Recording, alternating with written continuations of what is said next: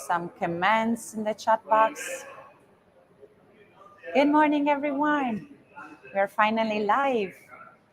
We're just now starting with a sound check, so please, if you can hear us, just write in the comment. Write in the comment. Let's see.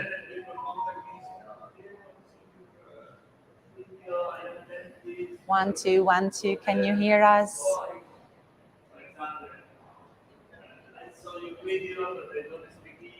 Let's see if the volume works. Let's see if the volume works. Fantastic. It worked. Amazing. So we are just waiting for all the participants to join us. Now it's the moment of coffee time, of chitty-chatting. We will be with you as soon as the first speaker will talk. We are very happy to hear here MAWAHEB. Be ready, and we'll see you in a second. Have a nice day. See you later.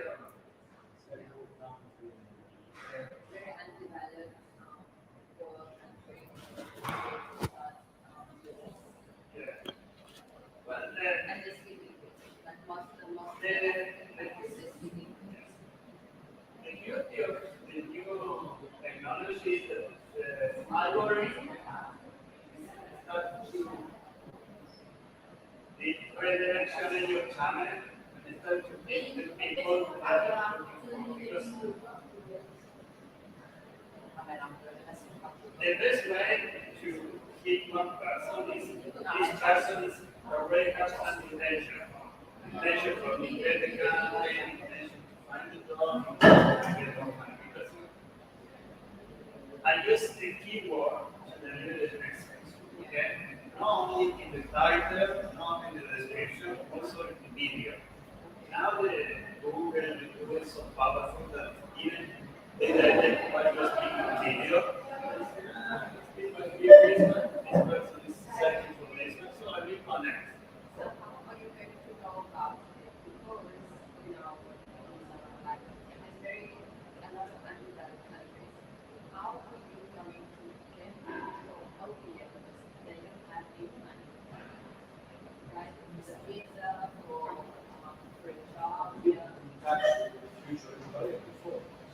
So, the best way she will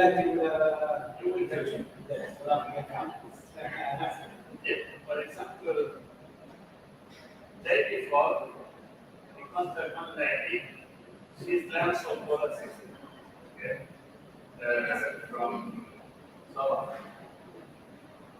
from the English and all those things. I don't know if I can make a video call because I got electricity few hours. I don't know what to start. And then I get shocked. You know, maybe we are living here, we forget how another country is living.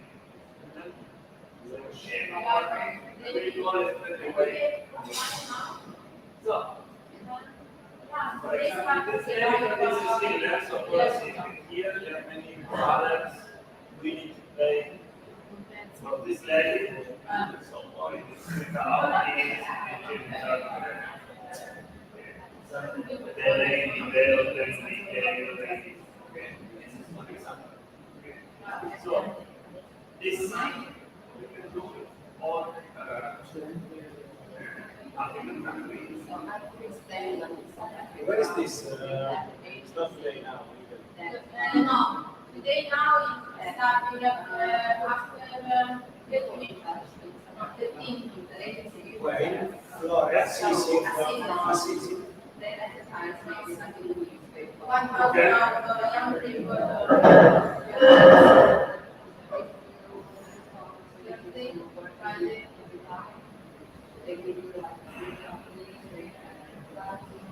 And then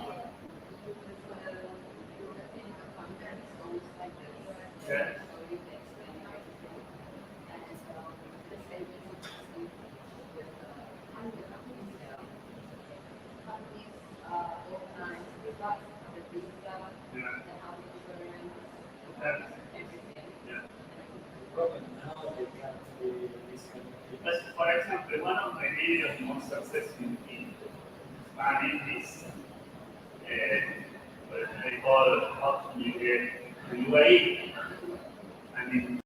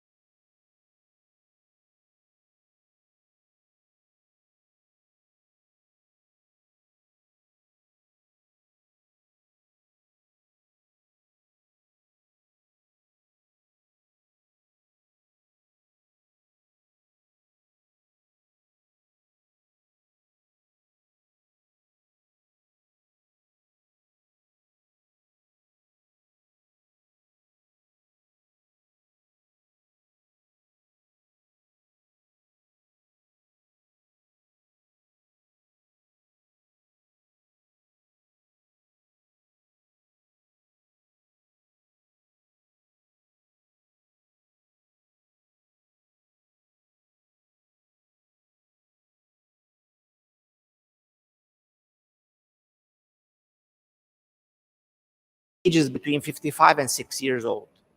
90% plus, these men rule the world.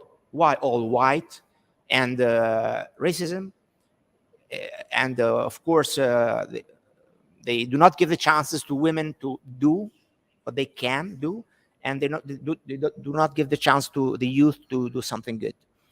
So that's it. So I'm done. I'm sending my regards to you also from Sofia, the community of Sofia. Sofia is the university based, which belongs to this movement. Yes, and as you know, I'm doing a PhD there in economics, and so all of them, all the people that you're going to see, I know them. I met them several times. Some of them are close friends. Of course, it's normal. The place is small.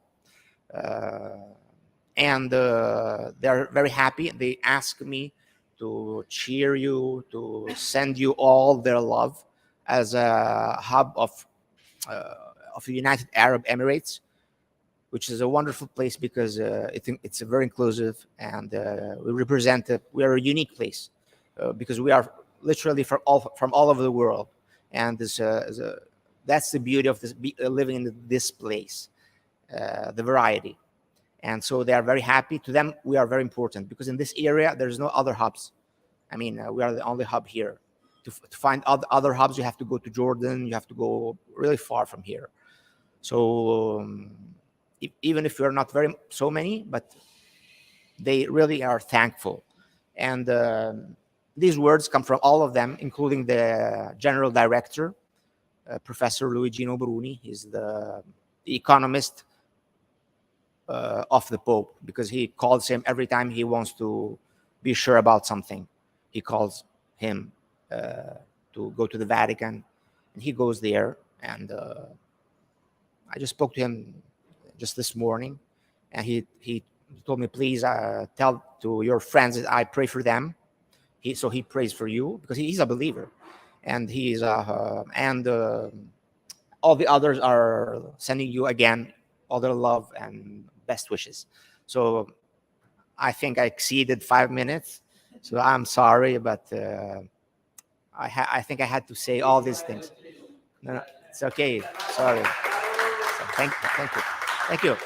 Danny, just for showing off, just take me a photograph. Just to showing off that I'm a pro with a microphone.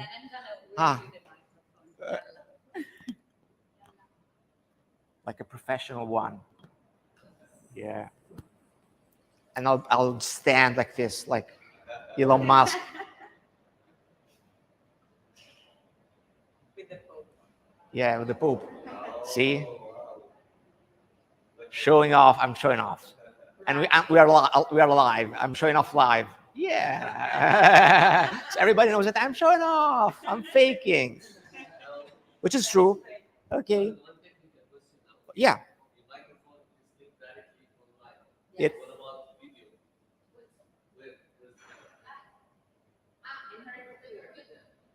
Is there?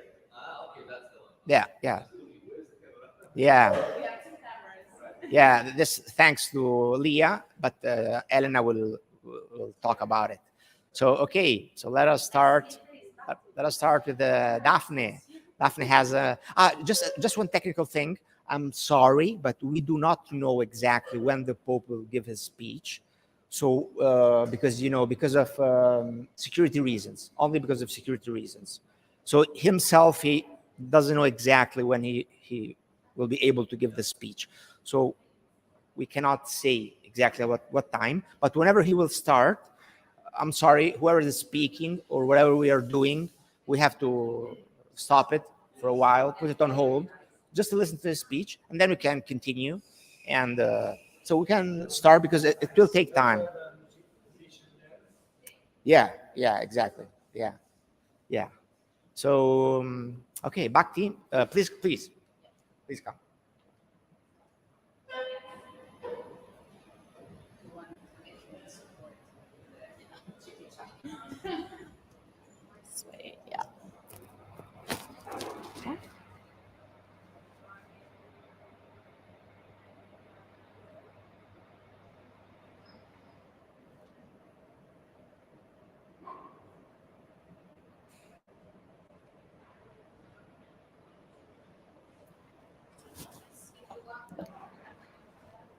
Now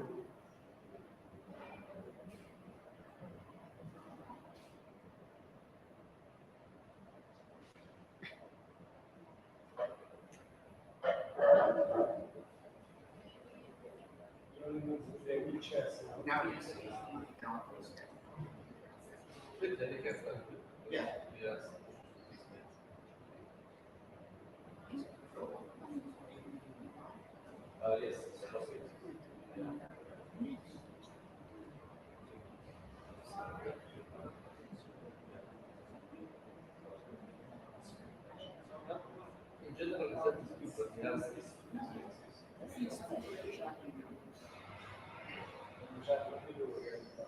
I'm a mechanical engineer and I have an office for mechanical service. Yes. Yeah, so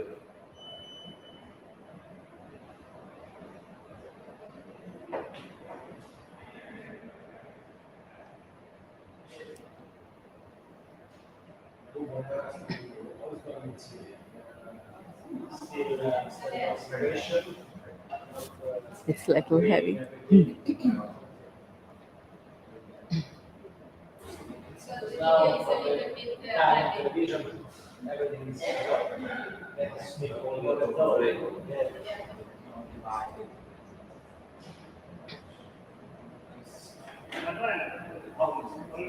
Yeah, because the data is Heavy. File is heavy. you in general, I can say it's safe.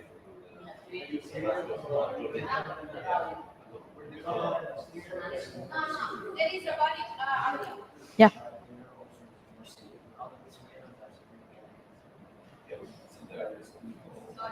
Yeah. Or I could just talk and yeah, and then you can do the PowerPoint. Yeah. Or we can go to the PowerPoint directly. Maybe skip the video. PowerPoint. Yeah. It's loading issues. Yeah.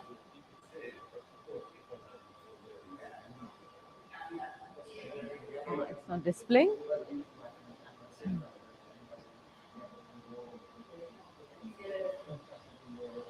Maybe first. Yeah.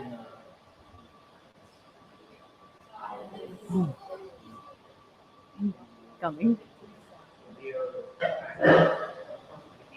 Yeah. Okay, so we'll start. So thank you for the opportunity. And you were talking about the youth. So I'm here to share some of my experience, what I learned from the youth, and how they could all come together and create an impact in the society. So the focus has been the environment, but at the end, they are the future, and it's a lot to learn from them. And together, when they all come, I think that's where the power is, and they can make an impact. So it's about the environment club that we have at the university, and there are some initiatives that we did with Environment Agency Abu Dhabi to be part of Sustainable Campus Initiative and also a sustainable action project. So it all starts with your own space, your own campus. How do you really measure the impact? So we all of us contribute to carbon emissions with all the activities that we do throughout our day, whether it's transport, whether it's waste. So we each of us are responsible to the carbon footprint, and there is a very interesting indicator of how you could measure the carbon with respect to the place that you are in. You know, what's how people use, and these carbon emissions are becoming really not good for our environment, and we have to take the responsibility. So we could see how some initiatives were done. So Manuela, you could take up to the next slide. So this is a very highly inspiring quote that says, "The future belongs to those who can imagine it, design it, and execute it." And I think this can really empower each of us to know to do something for our future. So this we would like to see it, and I would like to share some of the activities that were done, which has really seen a change in which the the young minds have taken it forward in their careers or to create an impact in to others in the society. Yeah, next one. The SDGs are very important, and to achieve many of them, you need to start right in the school education level, take it through the university, and then only as adults, it will be seen as how you can take those goals forward. Yeah, next one. Youth are change makers because they are the future, and sometimes we also can learn so much from them because they have the energy, the excitement, the passion to make that difference, and it all starts from there as change makers. Yeah, Manuela, I'm going to trouble you to change the slides. So the initiatives that they were part of is action project to go to community and change their mindset, because sustainability is changing the way you think. And if people change the way they think, I think half the job is done. Then it becomes much easier because it is about the change. The a lot of forums happened with the environment agency like the Green Youth Majlis, where different universities come together and discuss about how to create impact, starting with your own campus footprint to then the community. And then there are these audits. So you can measure the audit. In the next slide, you will see what was measurable. So next one, yeah. The climate change, the land, energy, waste, and water. And all these elements over each year, you can measure and see what can you do to maybe change the waste that is generated in the campus, or how can you look at water consumption and make a difference. And the solutions come from the students so that they are empowered to be the change makers. They work together with facilities managers, faculties, management. But it's a very interesting initiative because they are measuring themselves how the change has come through years. And we've been doing this over last 10 years now, and we've seen the difference happening over a period of time. And discussions, forums, and community together gives a lot of brainstorming for new ideas, because there is innovation, has a lot of potential to do any change. Yeah, next one. Reaching up to communities, whether it's pharmacies, whether it's corporates of uh, different areas that they are addressing to. And so one of the change was, some years back, to remove the plastic bags and come up with paper bags, and how these pharmacies did it. So there was a small change, but it's always those small changes can create big impacts. Yeah, next. Then during COVID, one of the biggest challenge, and it's still there, is the e-waste, the electronic waste. Every person had to switch to new gadgets to make life more easier during COVID, and the digital media was the way of communications, and the e-waste increased at the end of the whole thing. And that is how it's important to generate and recycle this concept of e-waste. So we partnered with Enviroso. So partnering with organizations also empowers the youth to take decisions and be more active. Then to reach on to corporates, so one initiative done some years back was with Mashreq Bank, to reach on to employees and say that how you could change your organization and make a difference, to think about saving the planet. So these were learnings from how they could reach to various people in different organizations. Another was food waste. That has been also a major concern.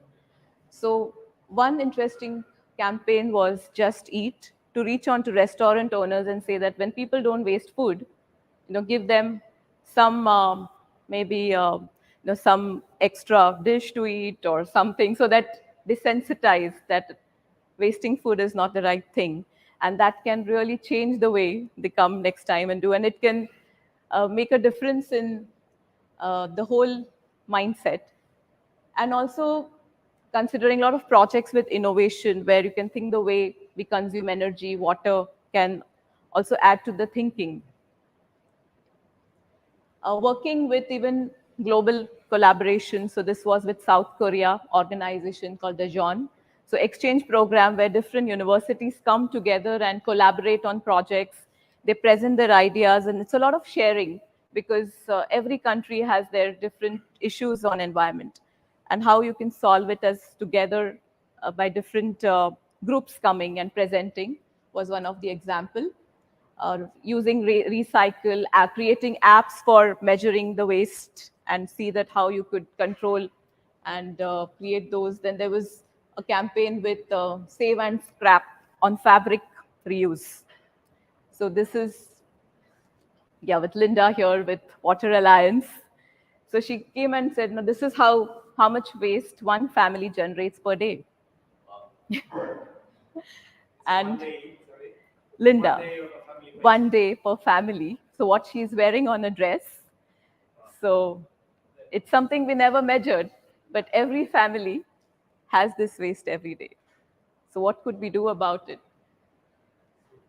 Yeah, I mean, students get very excited when they get awards, but the real awards is when they see the change, when they impact the community. And as Abdullah was mentioning about projects that you learn from, so Solar Decathlon was one outcome where you measure the house and see that how you can generate your own solar energy. You don't have to depend on outside energy, but be more self-sufficient. And that impacts cost. And when it is cost, it is about sustainable economy. Yeah. So the solar park is existing. Yes, Mohammed Solar Park. Which area? Sorry. It's in the Al Qudra after that. Yes. It's a Diva project. Yeah. But you measure that house every day, like how it's performing, and try to see how it can be more sustainable and efficient. Yes, so UN has a climate change website. So you can, universities sign up here, and even organizations can sign up. How you can be part of Race to Zero. So not many are still there, and I think more organizations, more businesses can be part of it. And there is a commitment. So by 2040 or 2050, you can be net zero. So we are one of the signatory there, and we see that how you can publish your report and also work towards it to achieve Race to Zero. Yeah. Yes, and circular economy is very important because that is very resilient, very inclusive. And Accenture report says that by unlocking the potential in circular economy, there can be a lot of difference in the GDPs. So this is something that is important, as how the raw material is produced, executed, and then recycled and reused. So this is, I think, end of the presentation with one important message, that there's no pollution problem, but there is the way we deal with it, we design with it. And it's at the end about how we think about everything. So if it is solved at your design thinking or at the design stage, then we really don't have to, then really there won't be much waste, and you can eliminate those problems before they start. So that's the end of the presentation. And thank you for the, We have several questions. yeah, yes. First of all, we can get your name and what you do. Okay. I came to know from you, you are a professor. Yeah. Just little like. Yes, so I am the chair of the School of Design and Architecture at Manipal Academy of Higher Education in Dubai. Okay. And that's, So you are one that in the future you switch to the design, sustainable design, yeah, teaching this. yes. Great. Yeah. Well, later on we will see also our field, let's say it's in line with your field. Yeah, definitely.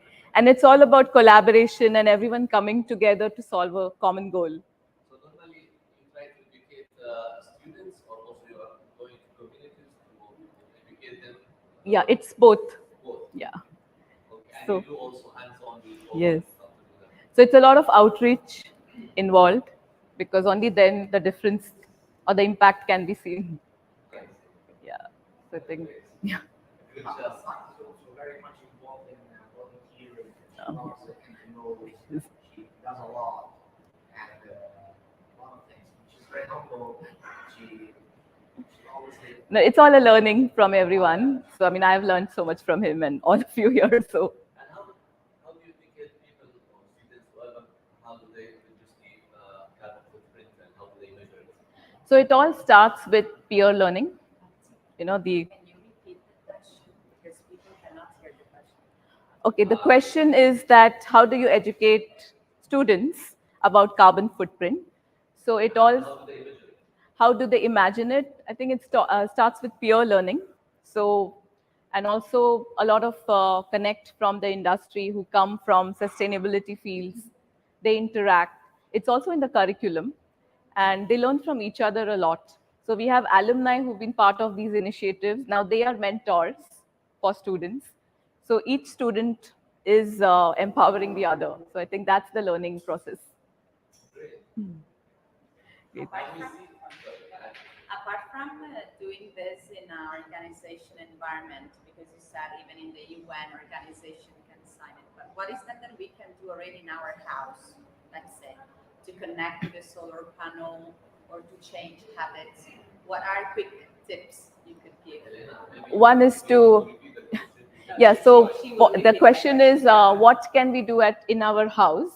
I think it all starts from the house and as an individual, and then only you see in your organization. So one thing is definitely that we can start having minimal way of living. And our, I think, ancestors in that time did that. So sometimes, when Linda was giving the talk, she said the waste is because we keep on adding things unnecessary which we don't want, and that's why the waste generates.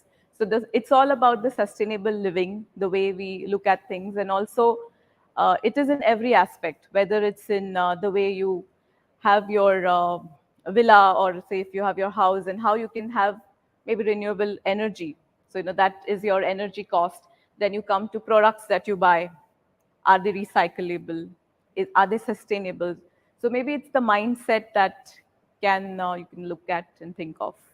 It's how your each day is, and the carbon footprint. The calculator will tell you a lot about the way of living that is there. Is it possible now for a house to connect to the solar panel, Yeah. to this source of so many megawatts? Or Yes. In fact, okay, Yes. later then. Yeah. I mean, there are world over many examples and many houses where people have not paid electricity bills for many years. It's all very self-sustaining. I can answer that also. Sorry about technical issues. Okay, since Yeah, I'm please come. an engineer, Yeah, you electromechanical could. engineer. Yeah, because I think they can't. Yeah. No, just to assist on that. Yeah. To answer. Yes. Yeah, okay. We'll answer the question. I'm a mechanical engineer and I run electromechanical consultancy office. So we do our designs for that, and part of it is the solar energy. So nowadays, yeah, people they're thinking about electricity and the cost. So how can they turn into solar power generation? So some of the villas, the first thing they started looking into solar water heating. So instead of electric heating, to use solar, and it's common and it's become a regulation by the Dubai municipality. But now also the new trend is to think about solar power generation. And some of the owners, they started putting solar panels at the roof to generate power. The thing is, you cannot generate the whole power, but it will assist. And some people, they do it. It's the cost is high in the beginning, but the payback period, it's we can say over 10 years. Before it was 20 years, now it is less because it generates more power, and it started to happen. And also that will assist DIWA. Now DIWA, they told clients, if you do your solar power and it will be connected on the grid, so whatever you generate, this way, you will pay less electricity bill. So even if you generate more, you may, get a return. So that, but it still didn't happen because it takes, a lot of footprint. But it's happening, and it's easy to do it. You just, have to put your solar panels at the roof, and we can connect them to the electrical panel, and that's it. You can have your own. It would be lovely because, for example, I come from, I'm in an MR community, yeah. So I get, let's say, the AC is included in the facility. I'm not an owner. I'm renting. Regardless. Even if I I'm renting? Yes, but no, you're renting a villa or an apartment? No, apartment doesn't work. So it would be really nice if this would come from those, MR, Yes. Akil. I mean, if they would do that. It happens only for villas. Buildings is very difficult because the roof area, it is very small and you cannot generate very less power. It only works wherever you have good roof area, and especially villas. So this way you can generate power, because generally, the panel, which is around 2 by 1, 2 square meter, it can generate maximum 300 watts. It's not much. So you need big footprints. Okay, I think that's it. So thank you again. And thanks, Manuela. Thank you.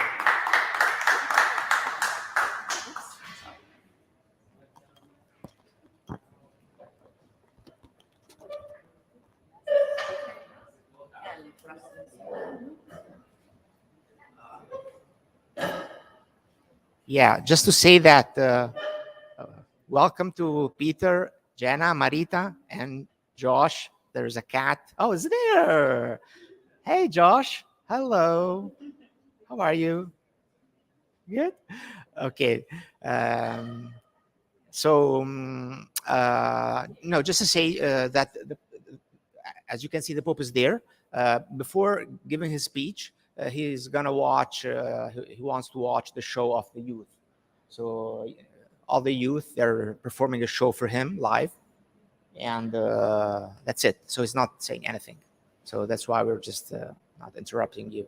Okay, we can carry on.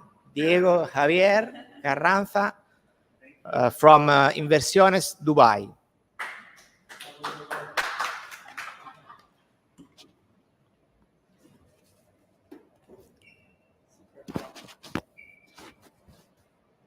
Okay. How are you guys? Nice to see so many faces here. Happy to be here. It's in my honors as a owner of Inversiones Dubai. I am here to explain my vision, how we can help people in the planet. And I want to tell you a bit of my history. In the middle of pandemic, when many people lost the hope, I decided to start Inversiones Dubai, a company to help all Latin people how to keep hoping that they can achieve a better life. And now in this year, in the middle of the war, I decided to continue with my activity, but in English, to help African countries. So the war is affecting a supply chain in all over the world. It's increasing the price of the petrol, it's increasing the inflation, and also it's generating big problems to supply food for the poor countries. And this poor country has a big problem. The problem is that the government have full of debt. No one international institution wants to give money to them to improve the economy for the people. So nowadays there are almost 2 billion of people that have difficulty to eat. And it's almost 1 billion people, they don't have food. So the institution don't want to give money because the government, they are a bit corrupt and they have a lot of debt. So my idea is how we can help all these people on the planet.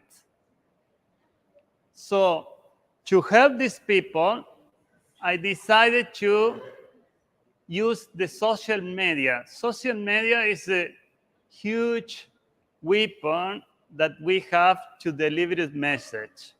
And this message, I targeting all the community with knowledge. I show the way how they can get opportunity. So many people say, Diego, what are you doing in Inversiones Dubai? First, I help different level of people. People, they need knowledge, I help. People, they need job, I help. People, they need a start company, but they don't know how to do, I help. People, they have business in that part of the world, but they don't find client, I help. People, they have money, but they don't know how to invest, I help.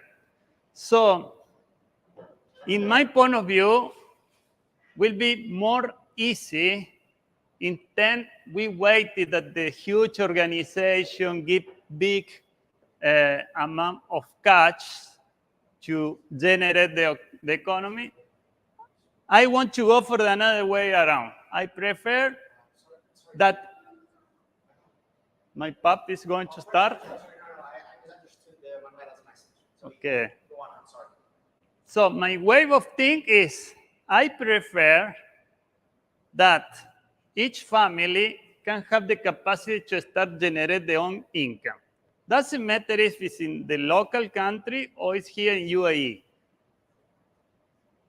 My idea is that their country, they are performing very well and they have wellness and they have money. So the idea is bring people to UAE to get the job. If they get the job, they can get salary. This salary, they will, some of part of this money, they will transfer to the country and they will start to improve the economy for them. They have business there, but they don't have client. I say, okay, I will connect to do business here. Whatever income that you generate, you will improve your area. If you have money there, but you are afraid that the government will take your money or they will tax a lot or there are no opportunities, say, okay, I will help, bring your money here, generate income, whatever income, you transfer again. So in my vision of Inversión en Dubai is to create this cycle, how poor country, they can start to generate money, okay? So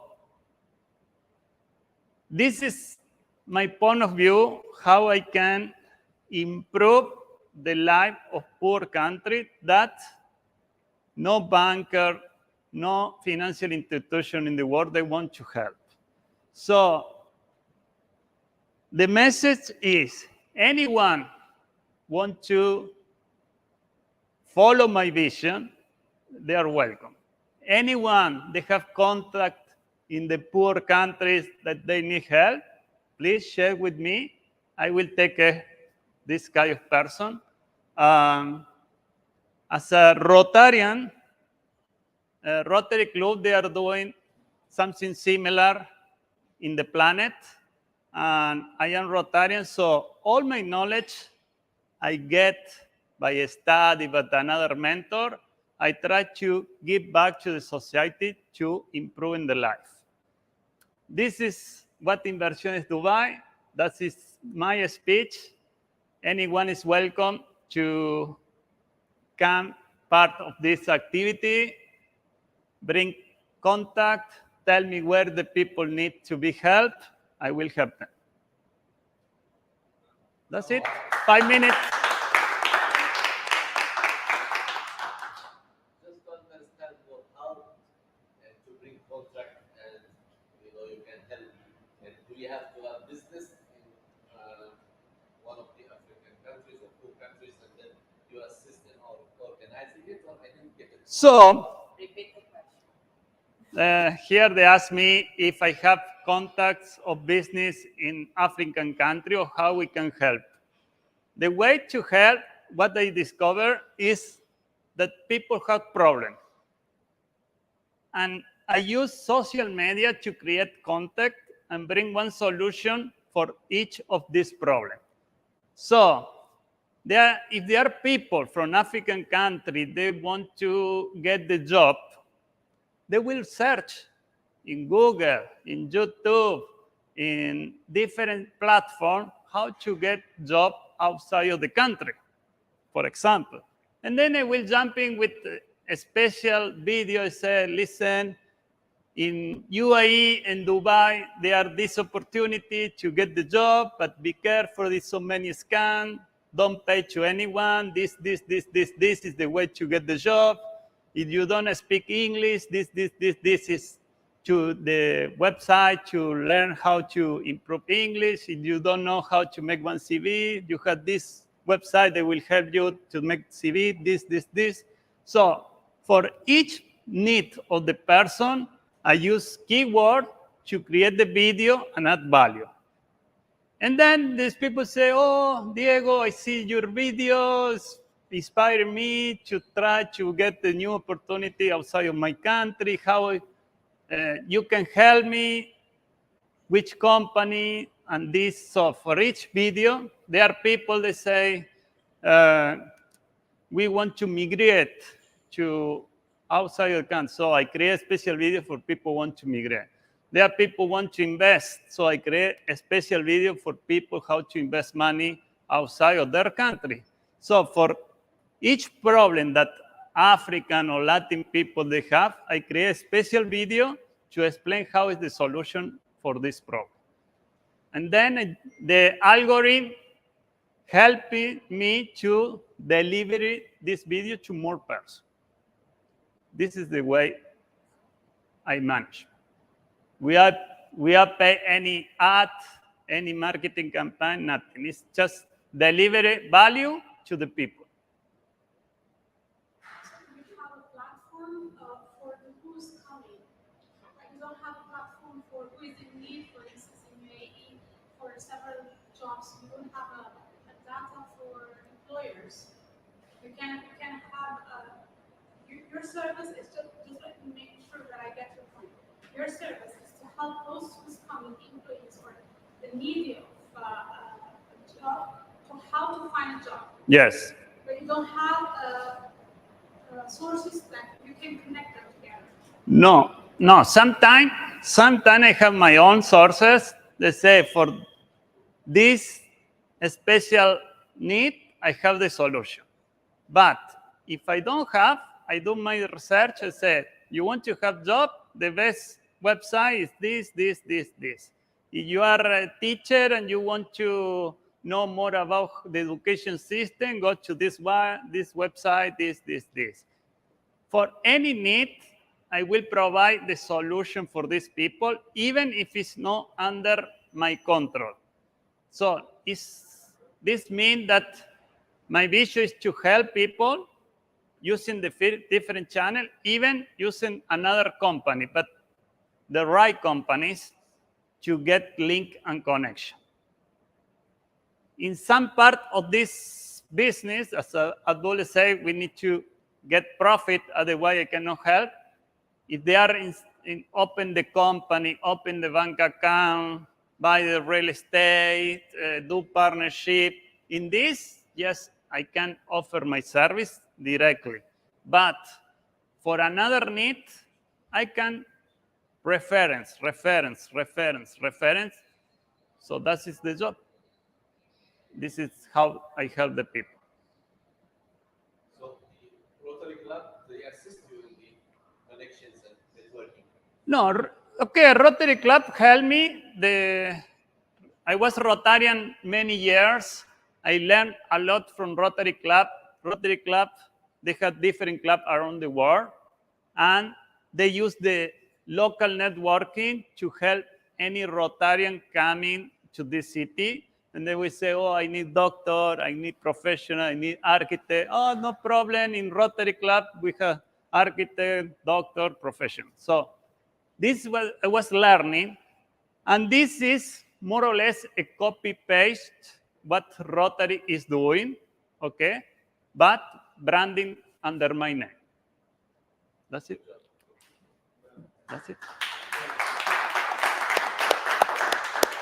Thank you. And finally, more value I give, more people I help, I get more benefits for me. So I invite everyone to help more people, to add more value. In the end, the life pay big check to you in different stages. By contact, by friend, by networking, by cash, by money, by everything. Okay. Thank you.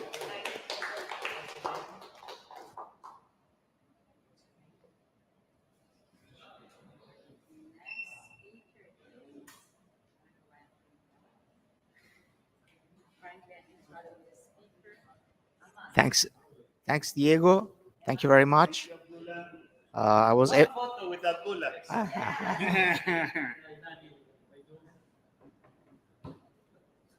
This camera?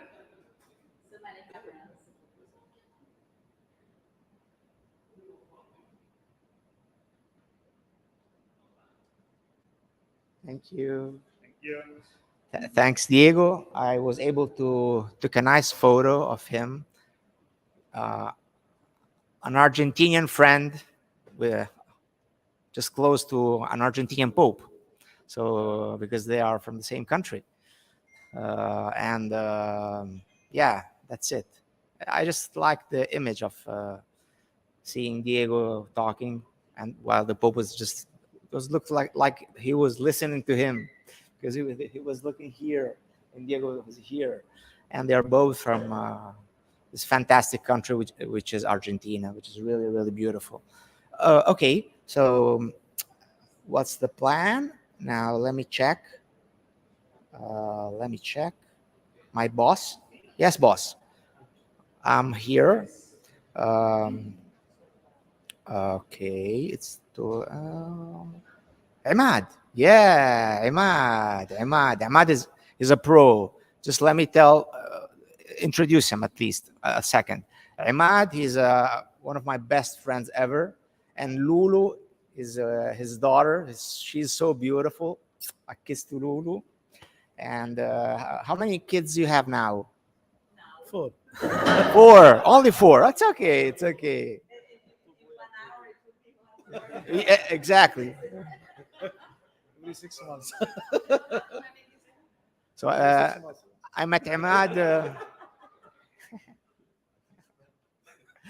I met Ahmad as a friend. I was volunteering at the Al Fiqh Club for Handicap in Sharjah. It's the biggest. Okay, I'm not talking about that. Ahmad will tell you what is Al Fiqh Club for Handicapped. That's the official name. Okay. And then we became also colleagues. We worked together for several years. And now both of us, we are still, of course, forever and ever top good friends. Yes. And yeah, so that's it. He's specialized in a very tough work, and he's really, I mean, he might not say it because he's also a little bit shy, no, but I mean, he's very humble. He's a very humble person, but he has a very strong personality, and he is one of the best, really, specialists who are able to deal with people with determination or disability, and especially those who suffer, who have how they call it, autism, exactly, autism, which is, it's not easy at all, and he is considered one of the best in the whole country because of his experience, because of his studies, because of who he.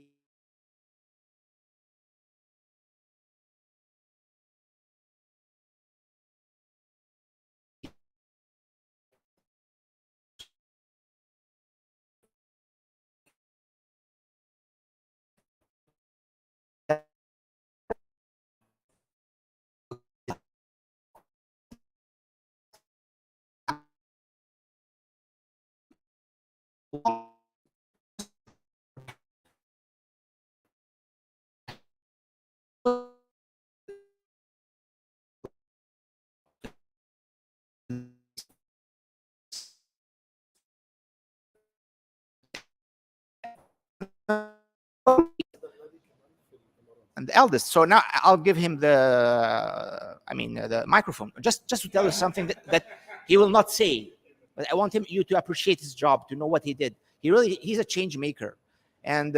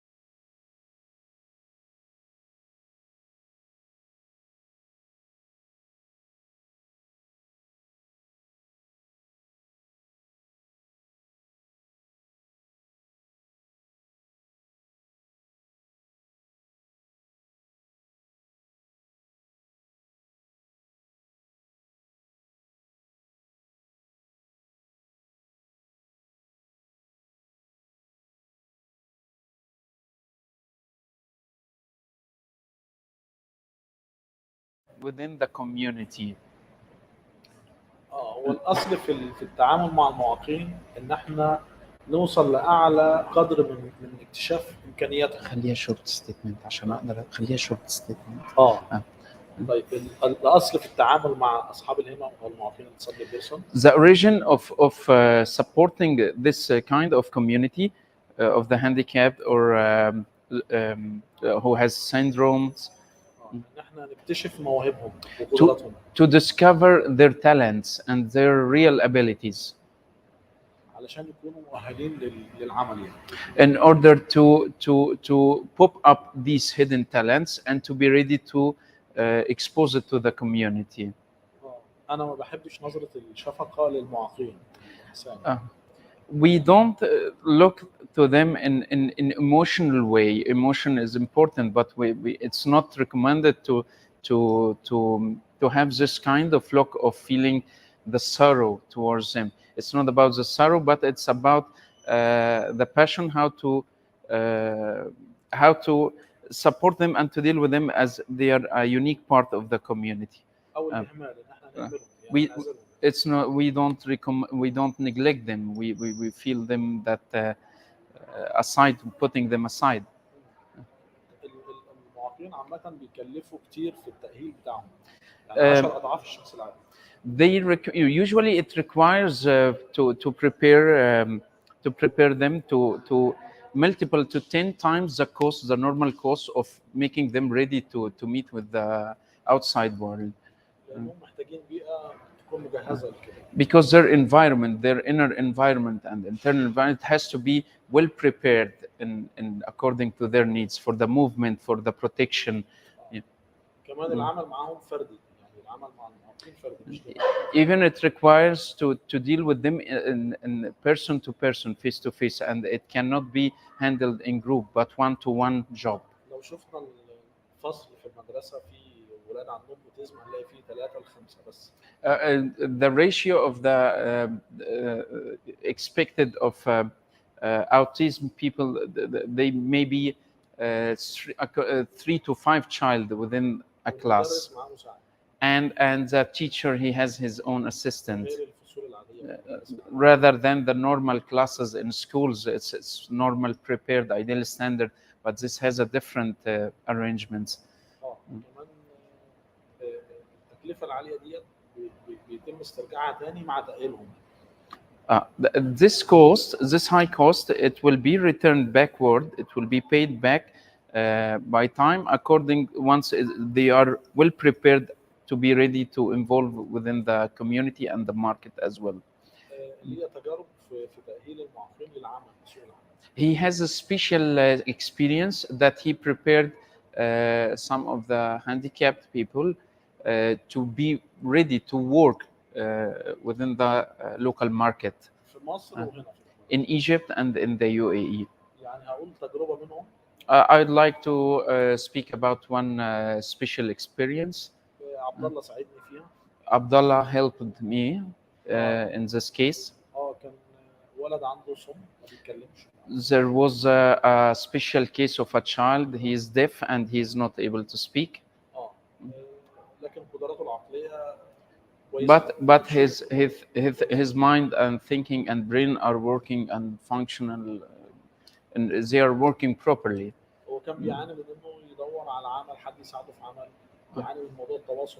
He was suffering in communicating with people, and he was not well educated to communicate in such circumstances. Because not all people, they know the sign language or braille language or. He spoke with Abdullah and he convinced him that this man can give a hand in his work and he can do something in the factory. Yeah. He learned how to apply the paint systems and the coating systems and catalogs, how to prepare catalogs. وانا اشرفت على التعامل مع الناس يعني ازاي يتعاملوا معاه ازاي يتواصلوا معاه بلغه الشفايف يعني يعني أهلت المكان اللي هو رايح يتدرب فيه. And he was well preparing the place before his arrival, and he prepared also how to walk with him side by side in order to be sure that he's gonna mingle with the rest of the work environment smoothly. بعد فترة قصيرة كان هو من أحسن الناس اللي بتشتغل. After a while, he proven himself, and he proved that شهر he, اتنين within a couple of months, he proved that his productivity is higher than the normal rates of other producers, of other people working around him. طبعا الولد ده كان عنده مشكلة في السكن مع أهله. He also had a problem in living within his family. عنده وقت فراغ كبير. He has a long time, non-beneficial timing. He is passing just time. He has no money. مش قادر يطلب من حد فلوس، مش قادر He is not able to request assistance or call for help or to communicate with the rest, claiming or requesting any support. عنده مثلا يعني كان معجب ببنت معاه في المدرسة ومش قادر يتكلم يقول لها أنا. He also shared with Ahmed some experience that he also he liked a lady, but he even wasn't able to express his feeling to that lady that he likes her. فأنا لو ابتسمت في وشه أنا شيء جميل، لو ساعدته بمبلغ ب$1000 مثلا شيء أجمل، لكن أنا فتحت له مجال. Smiling to his face is something nice, and supporting him financially was something also very good. But supporting him to feel himself and his presence as a human, and he's participating in the market, and he feels the achievement and the value of himself, that he's feeling the self-satisfaction. It's something priceless, and he succeeded to do that. يعني قدمنا له مساعدة نفسية بانه يكون بعيد عن اضطرابات نفسيه والامور العنف او انه يتجه اتجاه غلط يعني. He was monitoring him and guiding him in order to support him in a way to avoid the emotional confusions and psychological assistance in sessions and through communications, to give him some of the communication skills, avoiding him from violent environments or violence, or even by communication, violent communication or violent. دايما الانسان لو عنده وقت فراغ كبير ما عندوش عمل هيكون تفكيره يعني في الشر او في those people, they have a lot of spare times, and during this spare time they are not producing, or they are not giving a hand in the community. It will be misutilized in the negative way if we don't direct these forces into the right way. العزلة هي عقاب يعني السجن يعني زي بالظبط زي السجن. Separating these people from the community, it's kind of a prison, and it's kind of indirect punishment to them. المبدأ في التعامل مع الناس دي او في مساعدتهم هو التجربة. The concept in securing success with dealing with such kind of differently people, that is the experience itself, the experiment itself, to go through the experiment itself. ممكن عنده موهبة أو قدرة لكن ما حدش جربه يعني. So many of them, they have special hidden talents, but they never come to know that they have these talents because they are not able to communicate. But upon popping up that he has a special talent, such as experience, he said, is producing, is more giving more practical solutions in the work rather than the rest. كل واحد على حسب إمكانياته. And every person, he has a special advantage and the special abilities different from the others. المعاقين ذهنيا كمان عندهم قدرات. Especially those who has a syndrome, they have special abilities different from normal people. منهم اللي أهلناه في عمل بسيط يعني. Some of them, they were well prepared by them to make or to achieve handicrafts or small pattern or kind of packing, kind of special packing. Or two of them, they succeed to work in a factory, plastic factory. شويه مش مقتنع. And the owner of the factory, he was not convinced to hire special needs people. هو انا اقنعته ان هم بس هيقفل الكرتونه بس، يعني هيعمل حاجه نمطيه بس. He convinced him that he's going to do not mindset works, but it's just practical work, hard work. But they are able to participate in the work, and they are able to succeed and show some success. ونجحوا في ده واستمروا في العمل لسنوات. And gratefully, they succeeded to cross this practical exam, and they have long time now working with this factory owner. That's it. المبدأ في المشاركة مش في المساعدة. The concept is not assisting them, but to participate and share their life, to share with them their life, and share with them their needs and to their experience in life. الوحيد اللي انت ممكن تساعده او تعزله عن المشاركة الاجتماعية اللي هو المريض او اللي عنده بيحتاج رعاية في المستشفى. The only child who you can separate him from the other community who has a special type of needs that he's affecting the other negatively, or he's causing some violent behavior or something negative towards the rest. Yeah, this has a special care. He has to go special medical treatment, full treatment, rather than psychological treatment, and to enhance his behavior. Yeah. كون ان احنا يعني انك انت تقدم له عمل او مساعده، ده بيقيه من بيدمجه في المجتمع وبيمنع مشاكل كتيره نفسيه ومشاكل ممكن اجراميه. Once he's mingled within the community or within working environment, this will prohibit subsequence of even it may reach to crime level. لو في اي سؤال. If there's any kind of question, he's ready to respond, please. How can we help? I mean, number of people cannot help them because you should have a specialized nurse, let's say, helper, that know how these kids, that know how this, a normal person can help, can volunteer a few hours. So you should be specialized for autism as a university degree or skills. ازاي شخص عادي يقدر يوصل للمرحله دي ان هو يتعلم الشيء ده، انه هو يساعد، مش ضروري انه يكون متخصص، هو على المستوى الشخصي انه بده يعني يعمل هذا الشيء، انه كمان يشتغل في هذا الشيء او يعمل هذا الشيء. هل في دراسه او شيء مخصوص بيدي الاوبشن ده؟ في كل المراكز المعاقبه. There is always a chance for volunteer work all over the centers.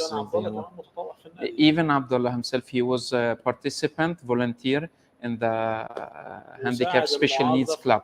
Yeah.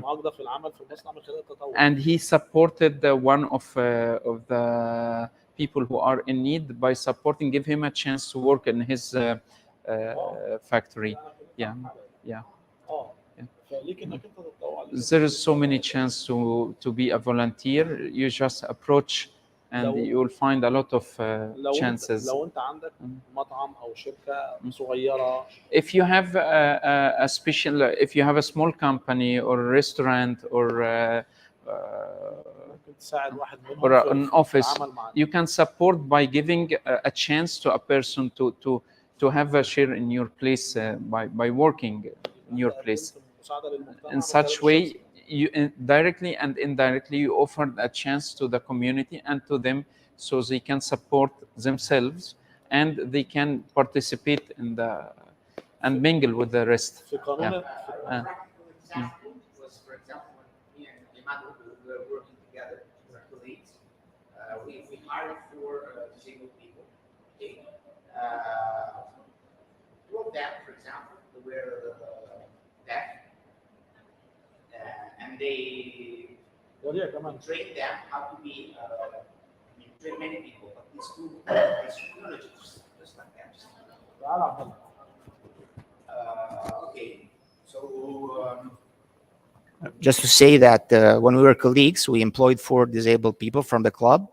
We selected them, and especially 2 of them, we replicate the model of that we were doing in universities.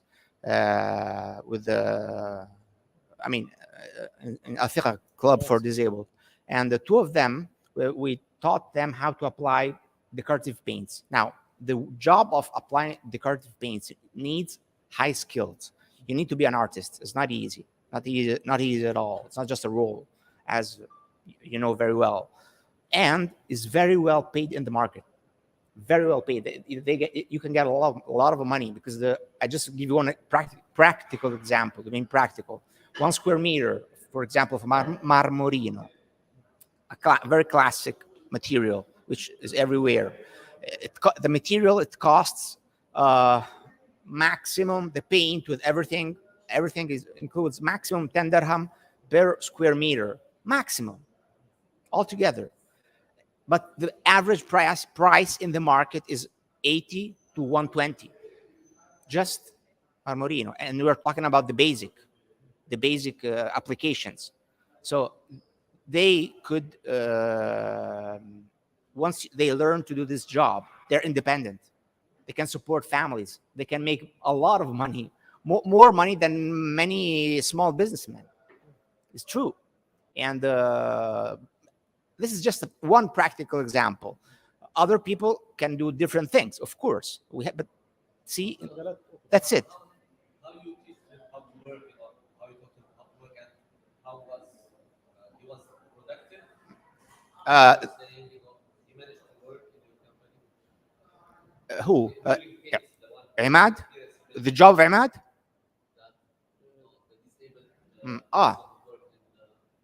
How we taught, how we trained him, you mean? We bring him at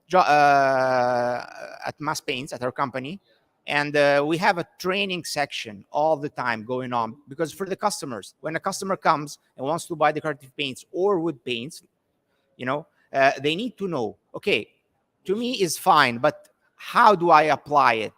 It's just not just I just buy, like you go to the gym. I pay the price for the gym, but I need a teacher who teaches me how to play tennis, for example. I don't know. Paints is because that's a product plus a service.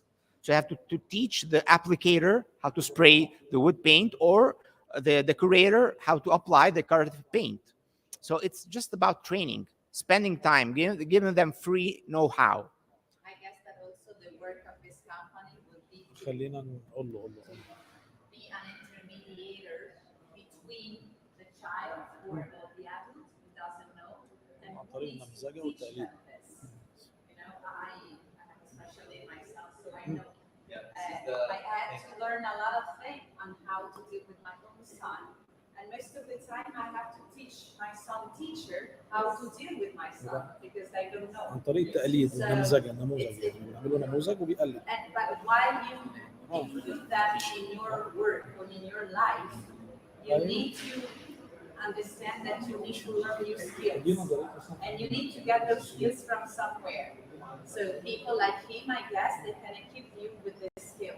I became a coach to have the skill that I needed to deal with my son, and we have been working with psychologists, with helpers, with let's say expert in talent and giftedness. So how to identify their strength, how to build on their strength, rather than exclude them because they don't have what the other people have. So you learn how to see from different perspectives, rather than what you're missing, to see through what I have. And I think that this is what he can do through his organization, help you see through those lenses, and having languages and tools which will allow you to take the best out of the resources they have, because they can really be a huge driver. If you channel their strength and their energy into the right direction, they can boost the environment where they are in. Yeah, that's true. And in fact, one of them, he was from he is from India, and he was knowing only English.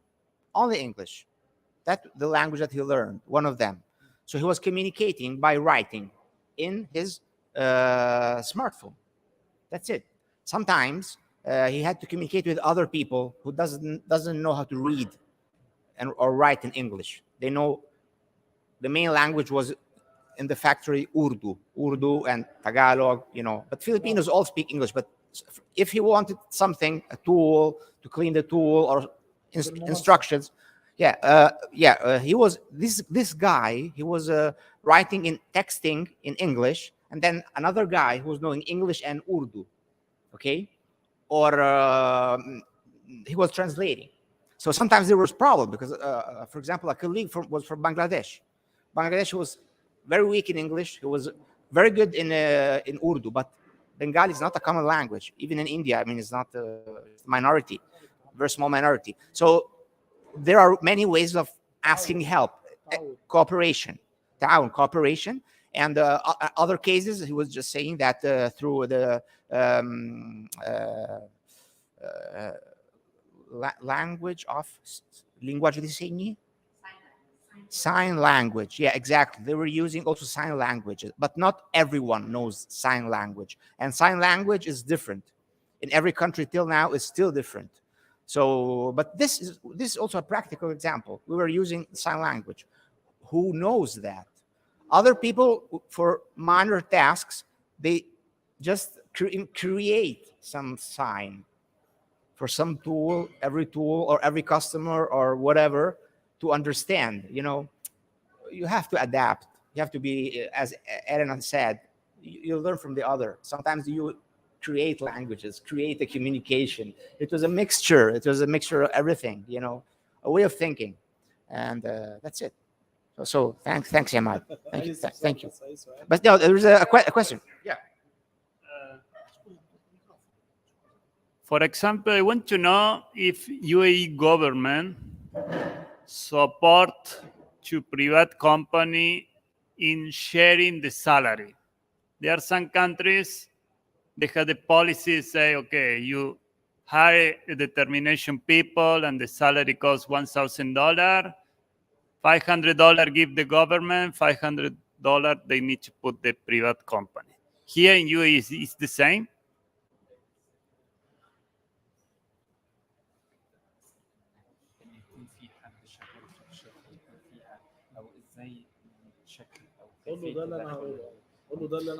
He was about to speak about it. The government enforced that 5% of the staff, even a special sector, not a public sector, if the number of staff are exceeding 150 staff inside, they enforce this rule that 5%, especially in the government, that it should be people of determination or special needs.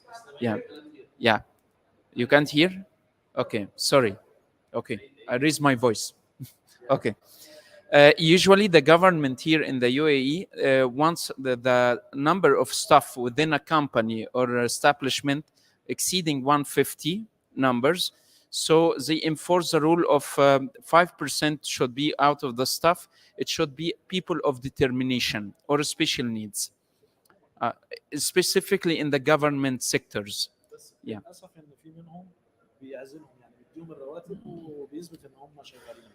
But unfortunately, some of the, even in the government, public or special private sectors, some of them, they hire them on the paper.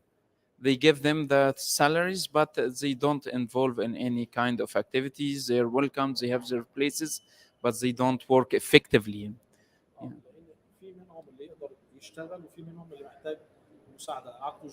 No. Because some of them they can they are able to mingle quickly, but some of them they need some practice and some smooth involvement in the environment. Yeah. People with special needs of differing abilities. You can have high performers among the autistic, and you can have, rote performers among other categories. هي بتختلف. هي كمان سايكاتريست، هي بتقول ان في اختلاف في الجريدز بتاعتها، ان في ناس عندها تشالنجز اللي هم يعني بتختلف في الدرجات بتاعتها، ان هو لازم يكون فيها بروجرام. اول شيء لازم يكونوا معرفين انه في حاجه اسمها سكيل سيت. السكيل سيت هي just اللي هي because the بتبين job exists الابيليتيز اللي does بتقبل not الكاتيجوري. والله انا معاها في الكلام ده. that the rest of the staff in that company will accept this person. والله انا معاها. He's totally agreeing with you, but لكن انا بتكلم عن توظيفهم. but he's speaking about their employment. Yeah. الحكومه هنا كمان بتصرف لهم مساعدات. Because even the government, they release some assistance specifically for them. Yeah. And the social department, they also support them financially, and specifically those who don't involve in any kind of work, so is not able. Yeah. Well, let me clarify. He's speaking about a different category. This category are able to work, able to do kind of activities, but as you said, there are sectors, there are kind of gradings, absolutely. But he's speaking about specific category which are able to mingle, which are able, but they need some assistance, which are able to involve in that according to his ability and to his knowledge and to his source of communication. Yeah. Please. Sorry, I will make again my question. But the government share the salary of the people with determination in this country? Yes or no? Yes or no? هل الحكومة بتدفع مرتباتهم أو لا وانس إن هم لا مليون % بتدفع. ده قانون.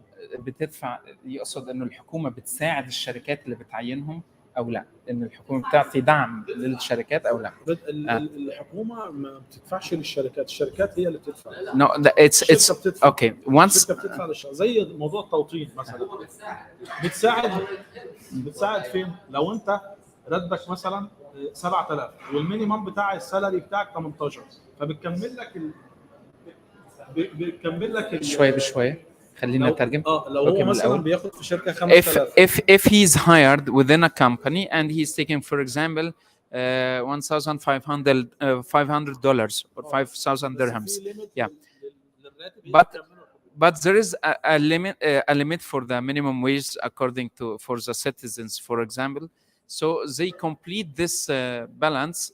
You as a private sector, you pay this 5,000 dirhams, and the government are supporting the rest. They are paying the rest to reach to the minimum wages. Now, 7,000 dirham. You work in government and take 7,000. And fee limit for salary for local 18. Okay. فهي الحكومة بتدي لك give him for complete يعني. هي بتكمل له الراتب بتاعه. The government, they complete the wage in order to reach the minimum wage. According, for example, for citizens, they have minimum wages. So if a private sector, he's able to hire a person, but this category he's paying, for example, 5,000 to 8,000 dirhams, for example. So the minimum wage, for example, 12,000. So they complete to the private sector. This is a kind of assistance, but not fully 100. You understand? Yeah. Thank you. شكرا. Thank you. Okay. One question. Do you have any time limits or? I mean, when you have to leave or you have some time. If you have some time. Okay. Perfect. Okay. No. Okay. Now I'll introduce you Dr. Sarah. She's a psychiatrist, and she's also a businesswoman, and she will talk. She will tell us about something which is very, very important. So we'll just listen from her lips. Please.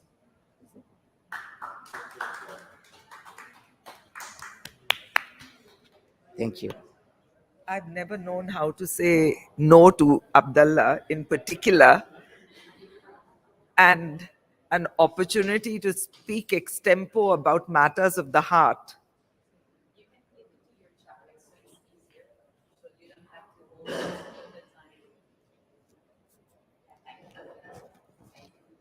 And the possibility to speak to any kind of audience about matters of the heart has always spurred me on. And today I would like to take up a subject which, until Abdullah asked me, I've been thinking about it for a long time and never spoken to anyone about it. Dubai is a great place to live in. The security is amazing. As a woman in particular, I'm very happy to, move out into Dubai. I don't have to fear for my life, no matter what the time of day or night. It's very secure. That helps a lot. But there is another dark side of Dubai, which nobody ever sees because it's so invasive. It invades our being. It changes us. It's a very affluent city. We look around us and everywhere there is want, buy, give, And you come in here and you see things that you didn't even imagine existed. And you certainly never imagined that you would ever need, but you've seen it there and then suddenly, nah, I need to have that. That will make me the statement of the day and I can tell everyone I have arrived. I think we need to step back. And this is something I would like all of us to think about. Step back. Who are we? Where did we come from? Where do we want to go? What's the goal we want to reach? And that is a journey inwards. Once you understand who you are and who you want to be, then there will be no place for this greed, this avarice to live life in the fast lane. And there will be more of a desire to give.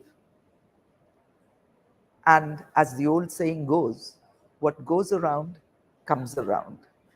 So in a way, we're just creating a better economy and a better space where we can be the change we want to see. Thank you.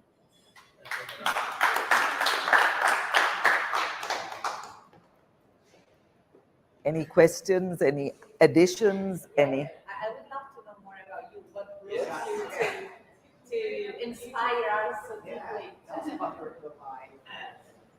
Well, the only way I can tell you about myself is I was a been there and done that kind of person.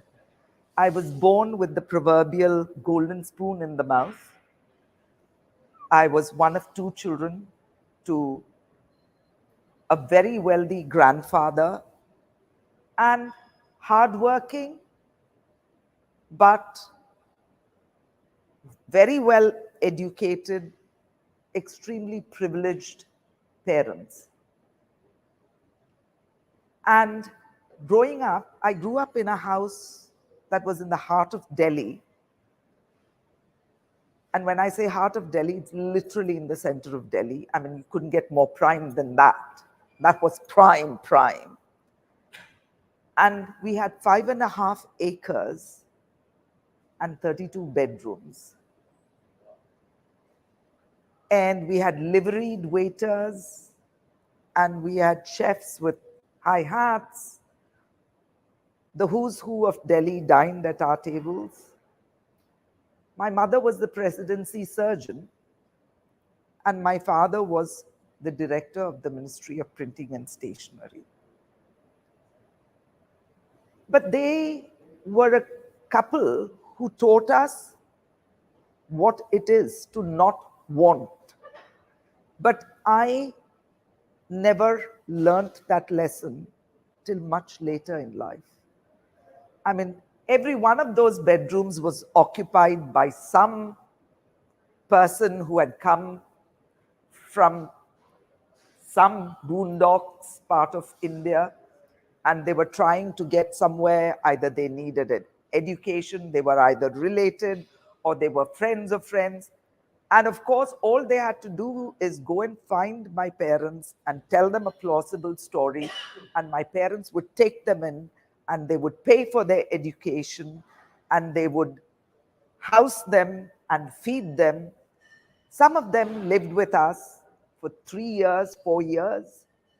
Others got married and came back with their spouses and their children and their dogs and their nannies. I mean, it was ridiculous. It so kind of made me feel so strange about things and angry in some ways, because as the only daughter of these parents, I had no means of knowing when I went to school, whether when I came back from school, my room would be mine or would there be somebody else there.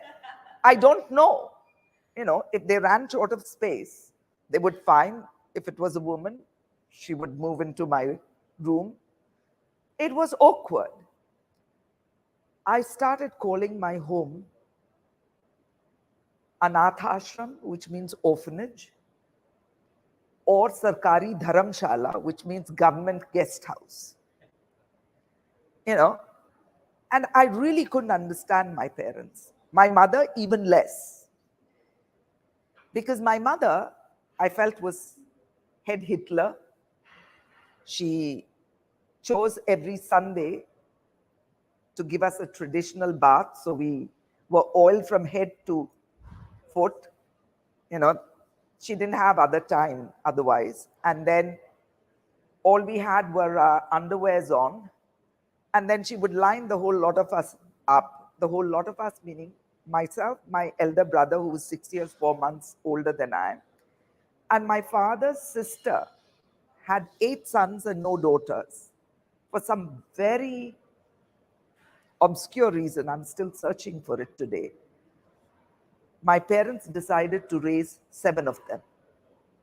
So my household, irrespective of who was there or not there, I'm not talking about the migrant population, but the permanent population included my father, my mother, these 7, my brother, and myself.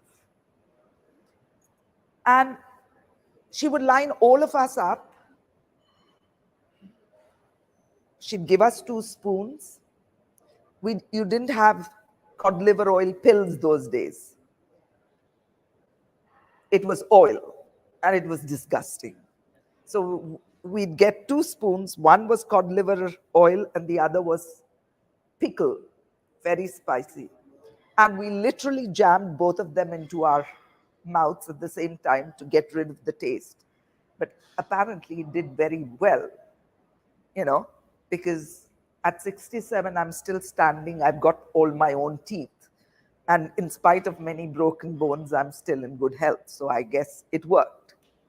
But the other part of it was, she also told all of us that depending on size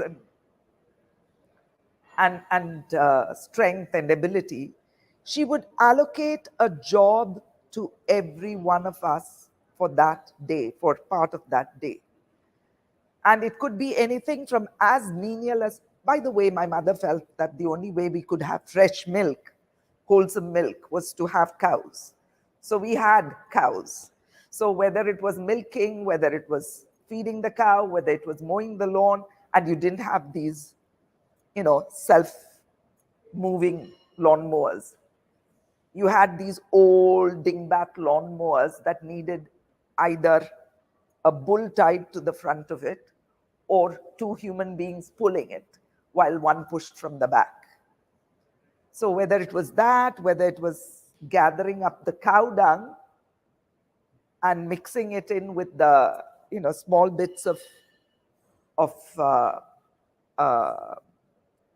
coal that would be left over from the cooking, you mix that in, and then you made cow pats out of it, which was used as fuel again. And it was a smelly job, I can assure you. And we were expected to do that. We were also expected to dig the compost pit, to put in the compost there, every menial job that there was there to do, she made us do it turn by turn by turn. And then I realized today, at this point in time, I realized nothing phases me. I'm up to the challenge of having to deal with anything that goes. I didn't see it as training then, but I do now. And I mean, I could go on and on, but to cut a long story short, my mother passed away when I was 12. It took the bottom out of my life. One of my best friends also passed away shortly after that of leukemia. And I realized, among other things, that irrespective of what wealth you had, what advantages you had, and what education you had, the Lord decides when your time's up, it's up. Yes, wealth can ease the way.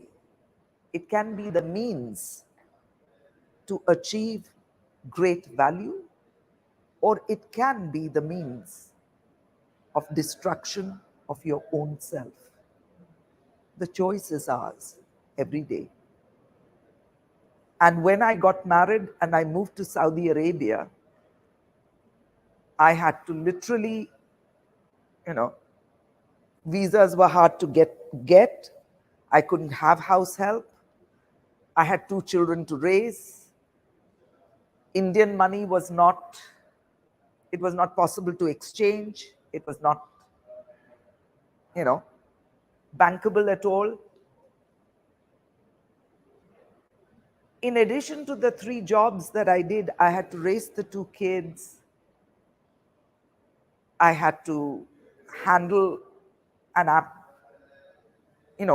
practically all the time absent husband, language that I couldn't speak.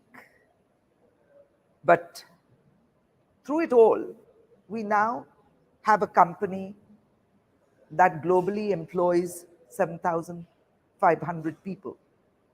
It is very well helmed by my son and assisted ably by my youngest daughter. My oldest one is also a doctor. She resides in Dublin. All 3 of them are married to 3 different nationalities. The eldest one has married a Jamaican. My son has married a Mauritian, and my youngest one has married a Lebanese gentleman. So all I know is, with this kind of crazy family that I have,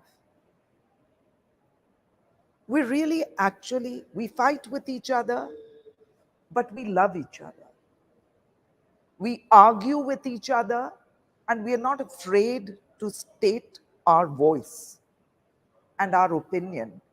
It helps to clarify, where we are coming from and whether it's a principled stance or not. What I can blindly say is that all of them have the best values. Not one of them would put themselves first at the expense of anybody else. And for that, I'm grateful to that mother and that father who beat the crap out of us but taught us the right values.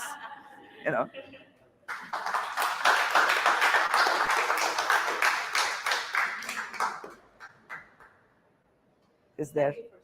Okay. I will just take my seat.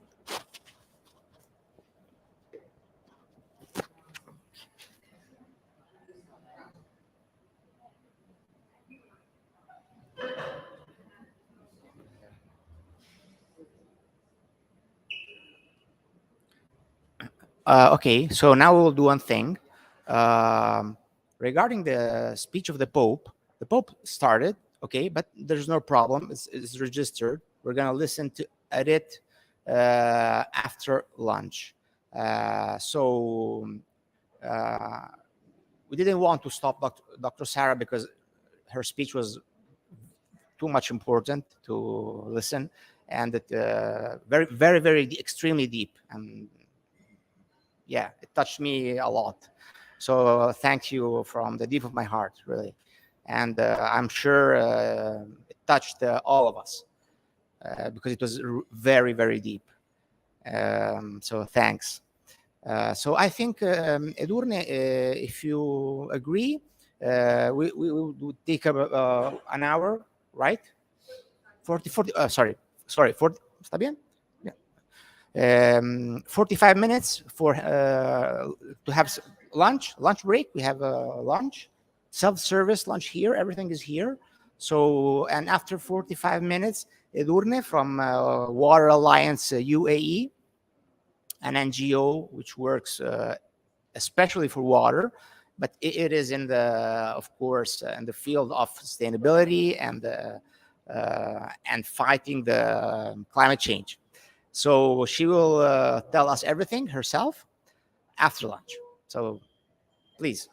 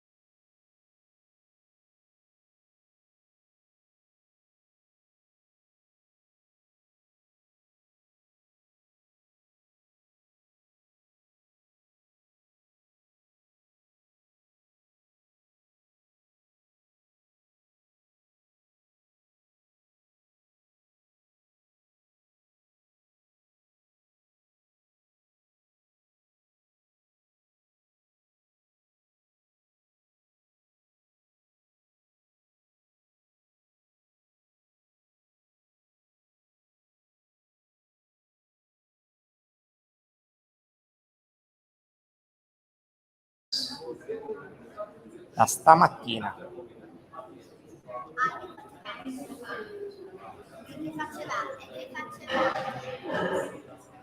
Sai che da un occhio ci vedo di meno? Da questo ci vedo di meno. Così non vedo niente.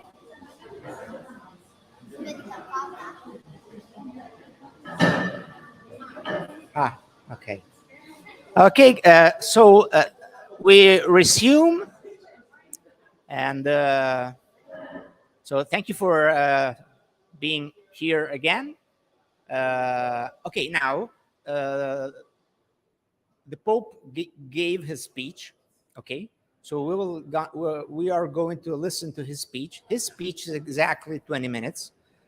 Then after that, he signed a pact with the youth of all the world, with the worldwide youth, delegation from all over the world, between him and them. He's asking them to change the world. And this is an official document. I mean, it's considered by the Holy See, the State of the Vatican, it's considered an official document. I mean, it's not just like that. It's a pact that the Vatican is committed to do a lot of things, and the representative of the youth of all over the world, of all faiths, all beliefs, all nations, they committed themselves to change the world, and he invited other governments to join this pact as an official pact, to be practical, and this is very important. So, but we are going to skip the second part because it's very long, and he's just writing stuff and signing a lot of paperwork. But we are going to listen to his speech. But but I'm telling you, I'm just in a nutshell, that this pact is really important, and it was a surprise even for the organization. The main organizers, they were not aware. He came out with a surprise. It's a big surprise. So we're going to read about it tomorrow in the all newspapers. Yeah, 100%. Even later on, it's going to be online. So before that, I would like to introduce you a friend, Blessing. Her name is, she is also Blessing herself. And she's from Nigeria. She's a little bit, of course, she has some challenges, as every mom. So she will tell us something about herself and about her wonderful country, and that's it. And thank you for coming. And by the way, her husband, Dayo, is our friend. Is also our friend, and he was also my and Imad's colleague. We worked together so many years. Hola, Dayo. And that's it. So, thanks. Hi, everyone. Good afternoon. It's a great privilege to be here. I really appreciate you for accepting us to be here. We are really grateful. My name is Blessing.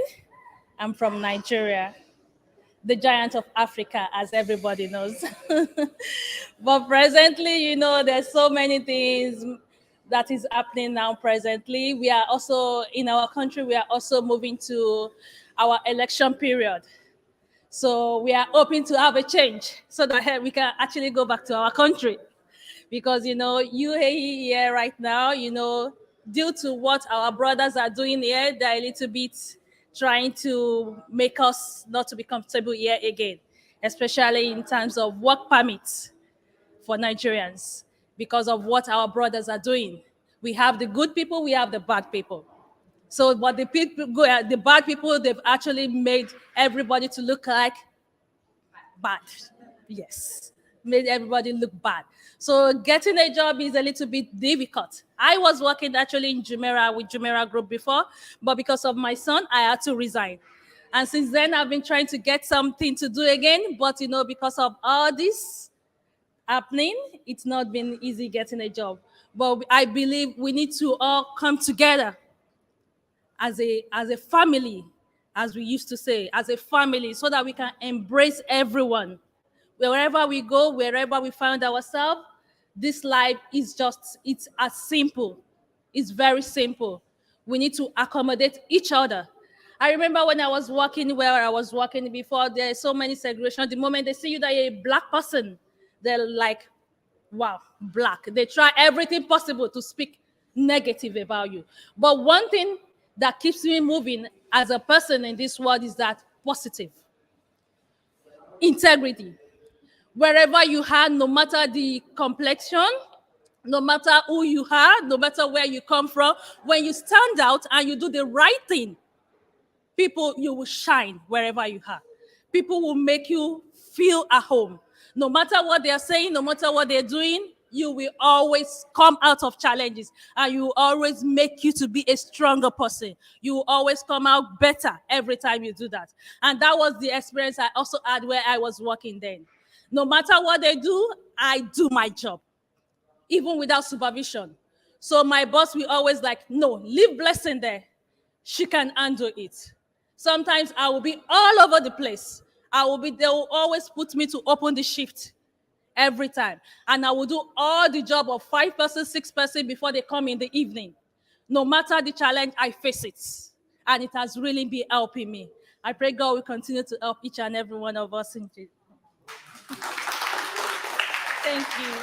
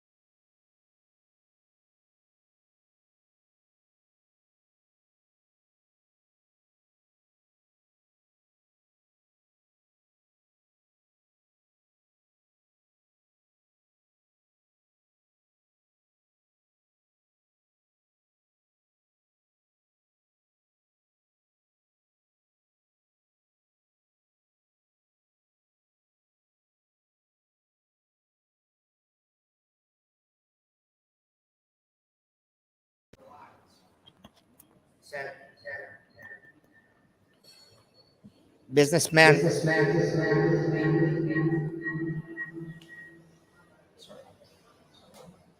businessmen, do not forget work. Do not forget workers. Create good work. Work for all. We need structural and real change and not whitewashing. When you see a poor, do you touch them? Do you look them in their eyes? See with the eyes of the poor and the victims and know them and share your life with them. Stop violence against women. Again, capitalism kills. I just copy some passages. Are not my words. Capitalism generated deprivement, lack of purpose, fragility, physical and mental illness, and do not fulfill our lives. Instead, it killed it. Care for every single person in need. Again, dear youth, please do not give up. We need bravery and courage. We need a quick and decisive change. The new heroes of today are those who listen to the cry of the poor and the cry of the earth and fight to make this world a better place, a better and just place to live. So these are strong words, very strong words. He said, who damaged the earth has to pay a price, has to pay the bill. We need zero or positive impact resources. Damage must be repaired. Who damaged must pay the bill of this unsustainable and unfair economy. So strong words. He said, we do not have time to do other world leader meetings. There is no more time. That's it. It's done. So, and then he said to the youth, it's up to you. Now, it's up to you, because the others damaged everything, and we cannot wait. There's no sense of wait again to let them meet 100 times again. COP 26, COP 27, to COP 34, second war, third war, fourth war. He's talking to them. He's excluding clearly men. He's talking to the youth and to women and to the men of goodwill. To the men of goodwill. And he's attacking strongly those who damage the world. And he said who they are. The very few. The 3% that have everything. His message was clear. There was no metaphor. Even when he spoke using biblical words, it was very straight, clear, no metaphors. So this is him, and this is his hub. This is his house, a house for everyone, for all faiths, all religions, all countries. He spoke about India, he spoke about Africa, he spoke about all the countries which are deprived, destroyed, devastated. His best friend, Muhammad Yunus, is a Muslim. He is called the banker of the poor. He has friends who are Jews, like Joseph Stiglitz. He has friends of all faiths. He doesn't care. He wants the world to be one.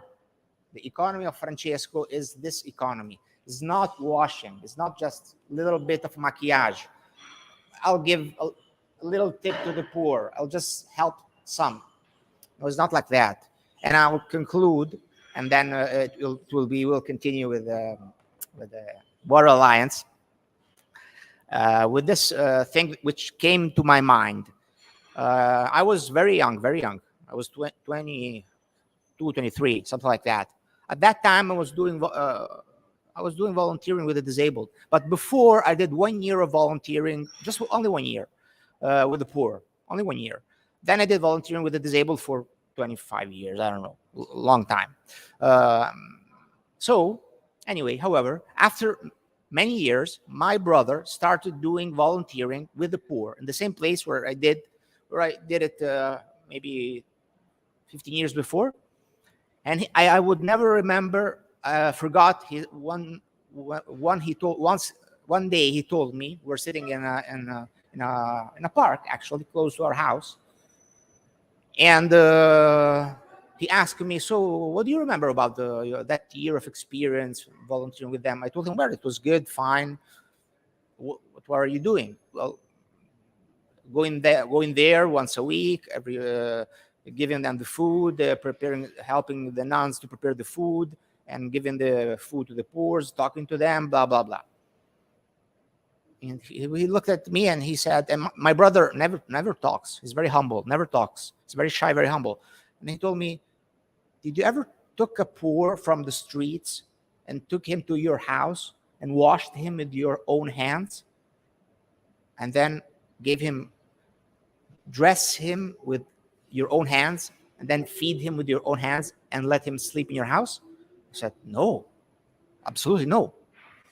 Why? Because this is the only way you can, only in this way you can understand what they live, who they are. And look at him, I said, but have you did it? And he said, yeah.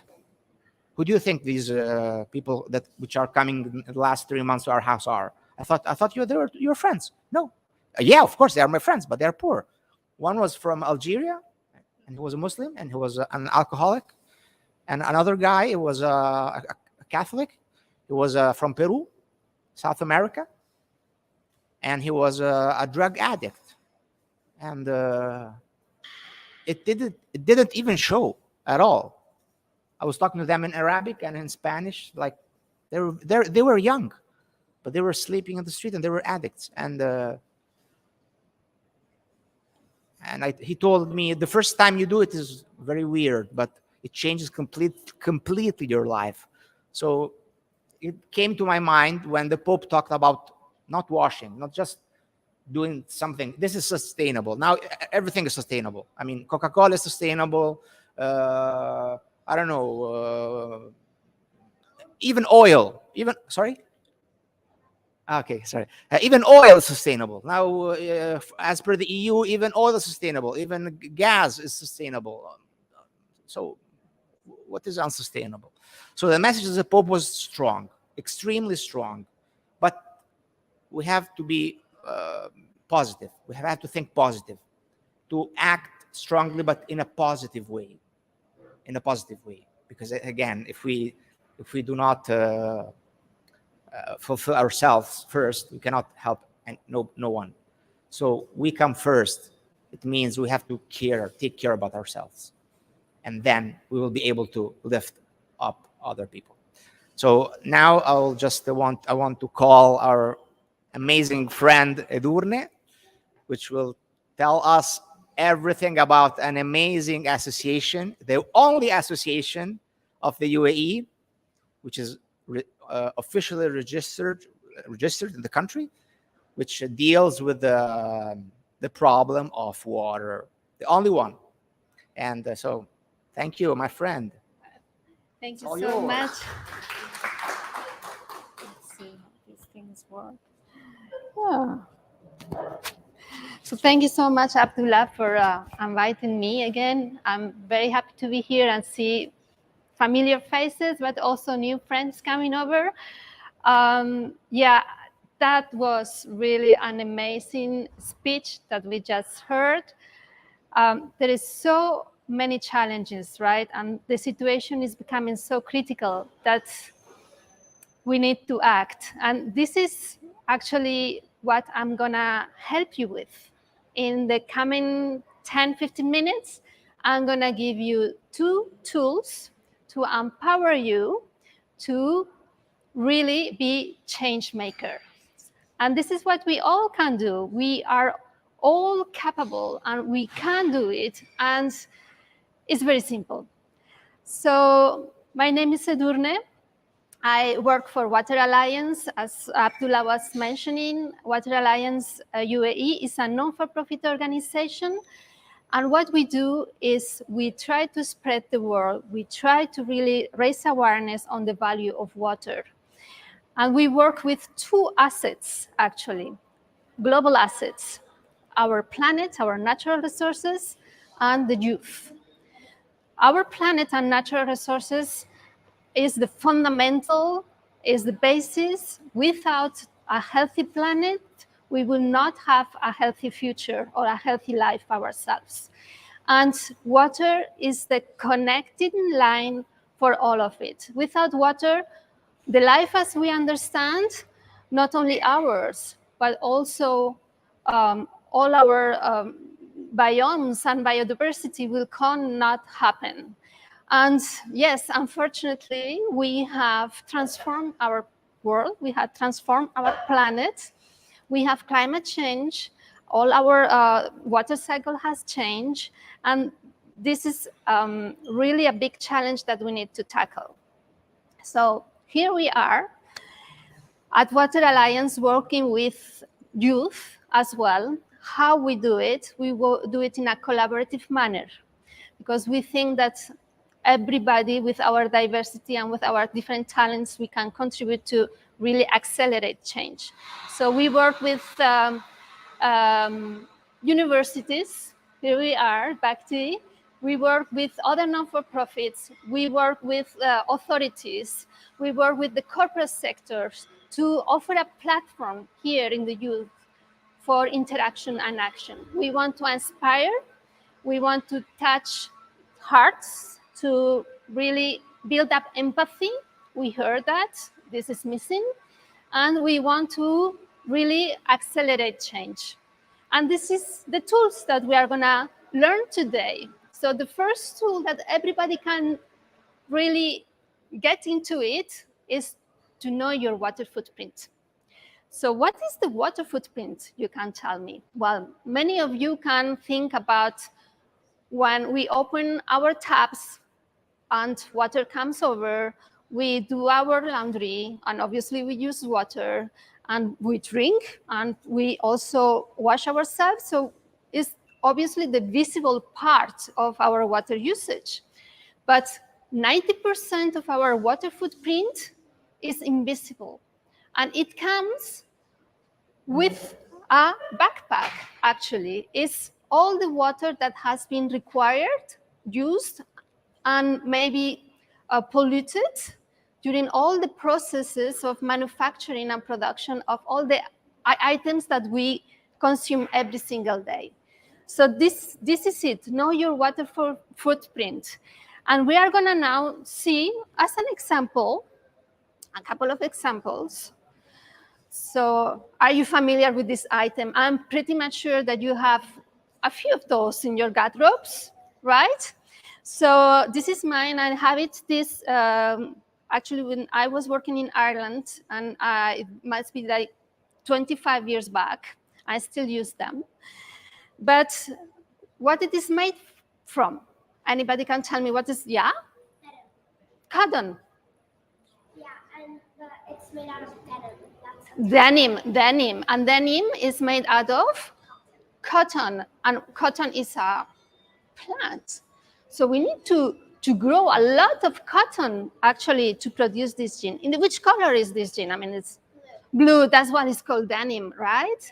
Okay, so we use chemicals, actually, to dye all the clothes that we use, because normally cotton is white, okay? And all this will have a huge impact in the production of the cotton plants. This trouser is actually is comercio alternativo. And it's ethical, but it's also organic. Organic means that they have used less chemicals, so we have less pollution, but still there is an impact on that.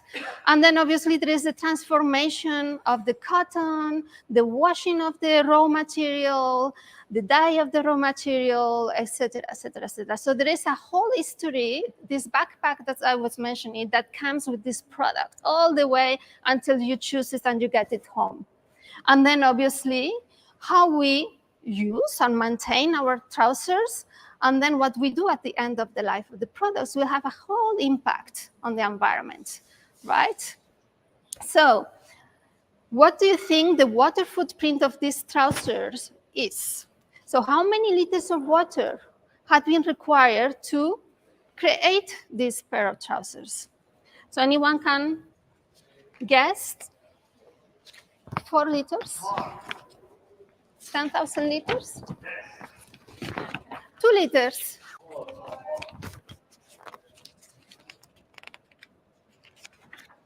8,000 liters? Maybe? Maybe? So you are saying 8,000 liters maybe? Okay. So the right answer is around 10,000 liters. And this is just an estimate. It all depends where actually the cotton has been produced and where the manufacturing has taken place, because we all know that the geography, the world has different geographies with different basins, hydrologic basins, and maybe the regulations to produce jeans is different from one country to another from an environmental perspective. So in average, let's say it's 10,000 liters of water, okay? Another example. So how many of these do you have? One? I have one phone. Yeah? Okay. Good. So some people have two. Who has two? How many? Yeah, two. For maybe one for work and one for, yeah, for personal. Okay. So this is made out of components that exactly that are very rare, and we have to dig, and this requires plenty of water too. And on top of that, mining pollutes water as well. So what's the water footprint of a mobile phone? Let's go back to our, well, we discarded this one already, okay? So we have 8,910, 4, 8,000. Okay. Okay. Well, it's actually around 910. Again, this is not an absolute number. It can be more or it can be less. But I mean, this is, yeah. Exactly. So that's why having a knowledge about the water footprint of everything that you would like to purchase. I mean, you don't need to be an scholar, you don't need to make a dissertation or a research. This kind of information is out there. So it's opened your eyes to, you know, the history of the things that we consume. And I was mentioning this is an ethical pair of jeans, because I also concerned about what we were mentioning, work labor, and you know who has made this pair of jeans that I'm wearing now. So there is so many things that we could be concerned or curious about to actually, and I'm giving now the second tool for be change agents, be a more, I don't want to say use the term responsible consumer, but conscious consumer. Because with our choices, daily choices, we are impacting many things. We are impacting social justice. We are impacting planet degradation. And we are impacting, we want actually to contribute to a restorative economy. So your daily choices make a huge impact. Now, you can remember the 5 R's for that. The one is refuse, say no. So I was talking that I was looking for a water bottle, plastic water bottle. I don't find it here. I'm glad for that. But actually, to create a plastic bottle of 1 liter, you require 2 liters just to produce the bottle. So imagine that you have a 1 liter water bottle. You use 2 liters to just take your water bottle, drink your water, and just throw it away. So that's the impact of your daily choices. So the first thing that you can do is to refuse. And refuse is saying no to, for instance, single-use plastic. I'm very glad that now, the plastic bags at supermarkets had been banned. There is a push for reusable water bottles, but think of other things that you can say no to as well. We were talking about social justice. So just be aware of which brands are more conscious than others and say no to those brands that are not respecting basic needs, for instance, of their workers, or they are abusing the natural resources. Okay, the second R is reduce. Actually, we were thinking, oh my God, if one pair of jeans is 10,000, represent 10,000 liters of water, well, I will reduce the amount of jeans that I will buy. So the fast fashion has a huge impact actually on water, but there is other things as well. So just be mindful about your wardrobe, for instance. And then the third R is reuse. This pair of trousers, actually, they're secondhand. So I don't mind buying secondhand. I know that it will last if it's good quality, and this is what to do. I want to reuse, right? I don't need to buy brand new all the time. And then, so we were saying, the 5 R's. And refuse, reduce, reuse, recycle. Exactly. Okay. And I know that we have here some young kids that they are very good on recycling. Exactly. And the last one is about rot, in a way, that it means pay attention to your food and compost your food, because the impact of food is huge on our water resources. Now, I'm going to invite you to play a game with us all together. This month, the month of October, is actually celebrating the UN Awareness Day for Food Loss and Food Waste. And it's a very, very, very interesting topic that relates to water enormously. So I'm going to just say that here we are. I'm having here my, yeah, here it is. So people globally waste 1 billion tons of food each year. 1 billion tons of food each year is wasted, just thrown away. And the UAE here in our country, an average person wastes 196 kilograms of food per year. Or even more,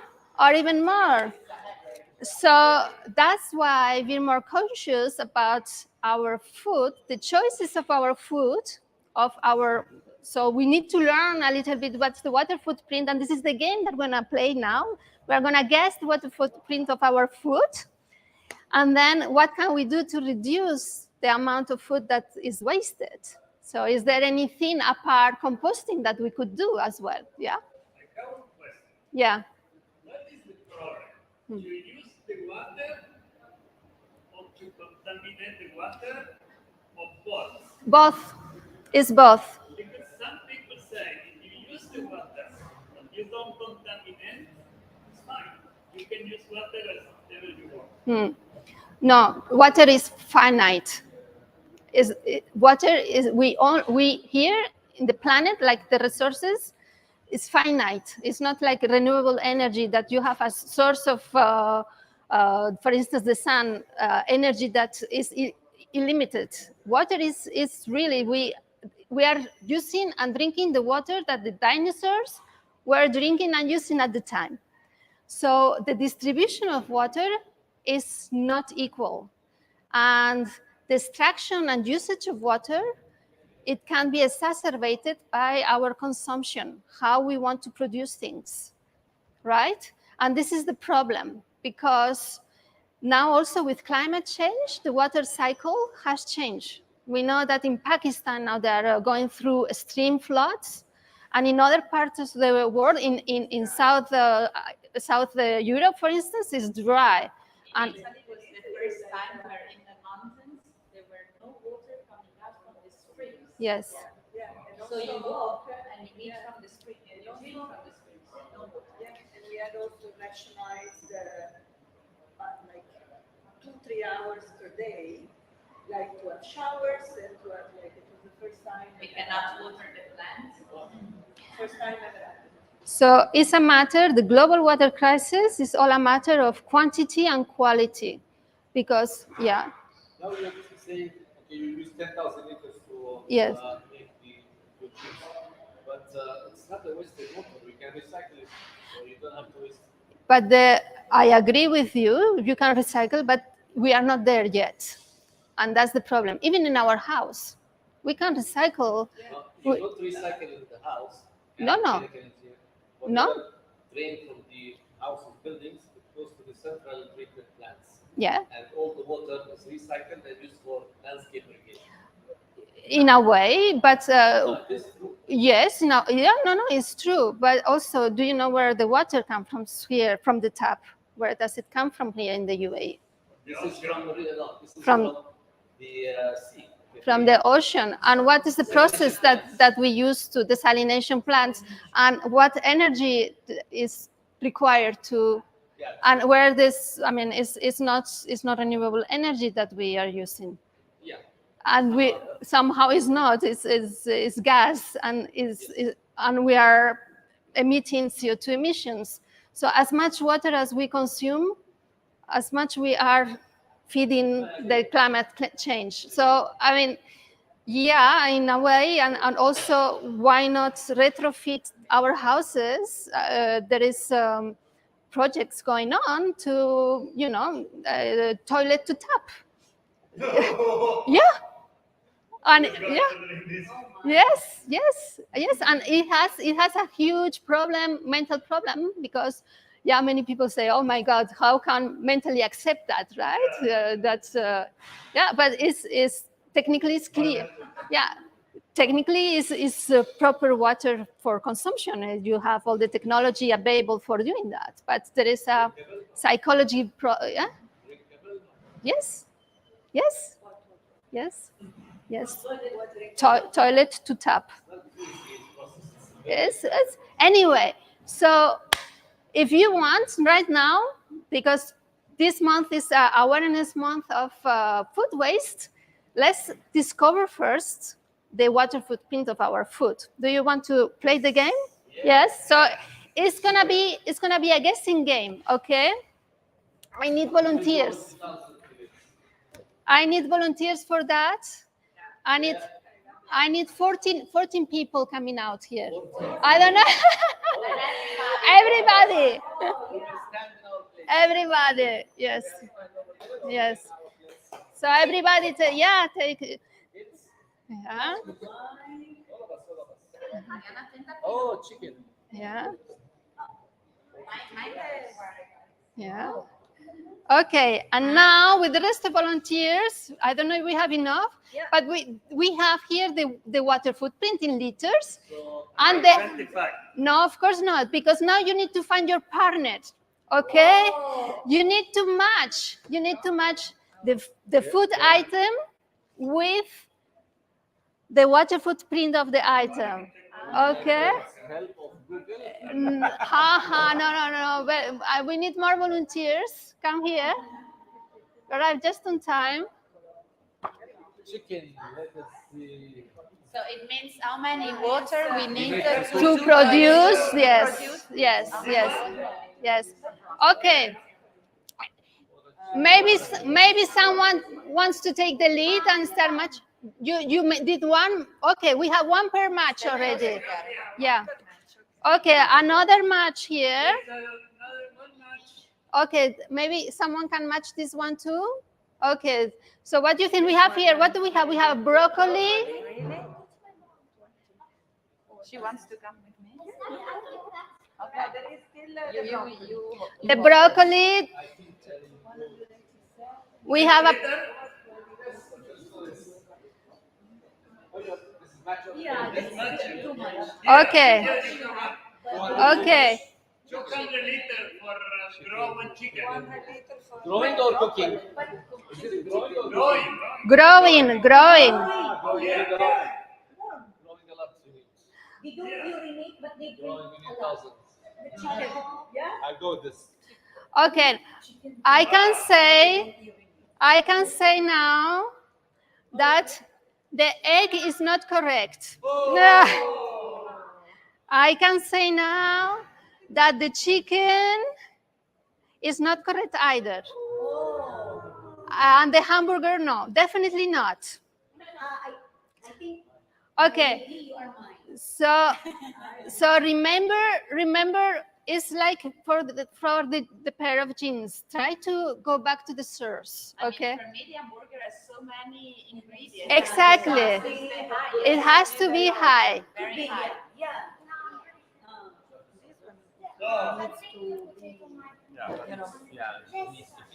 Okay.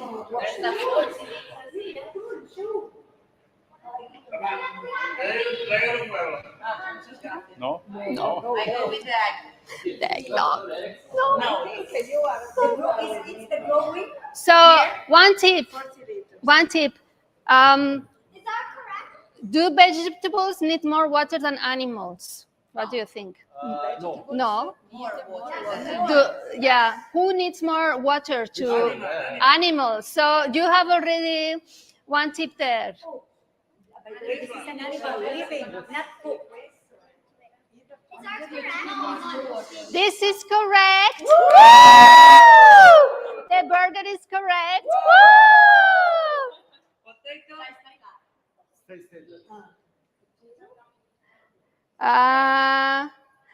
Nope. I think the bread can go with the potatoes. I mean, yes. Well, the thing is that there is a similar vegetable that to the potato that the number is similar too. So this is a little bit high, but And the lentils.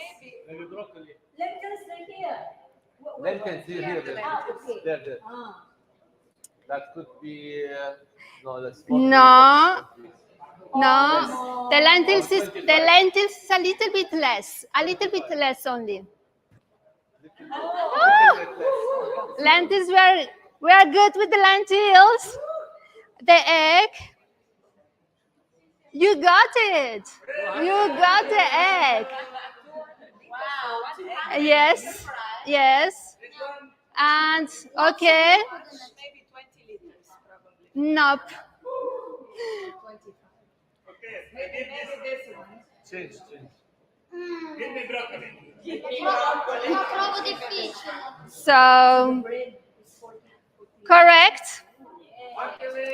Broccoli. Wait. Nope. This is the. We still have Imagine So you need to swap with the potato, maybe. Yeah. Potato. Potato, I give 25 liters. 25 and 20. And take 20. Yeah. Yes, maybe. You are. Yes. Now we are correct. Wow, we are done. All right. So yes, can you? Yes, let's get together to understand. We need more potato. Gabri, show us. Broccoli. Oh, yeah, broccoli. Just water. Stay away from No more need for water. Just eat an egg. the lowers. Yeah. And more healthy. Exactly. So And this is what the less healthier. I never cook hamburger for you. Yeah. Awesome. So what does it say to you to see the impact of food on water? Too much water. What? Yeah, too much water, right?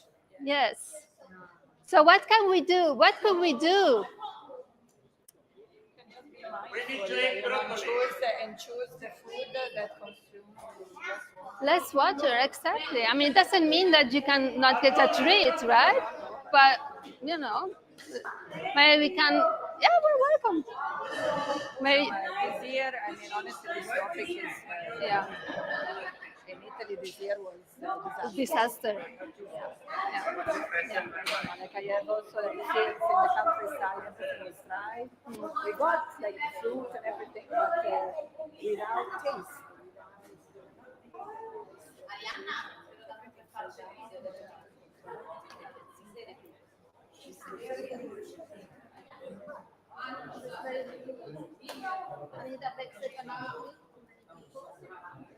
Our share. For example, the recyclable.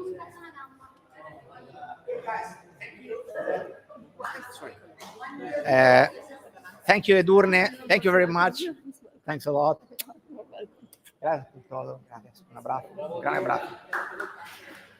So thanks to Edurne.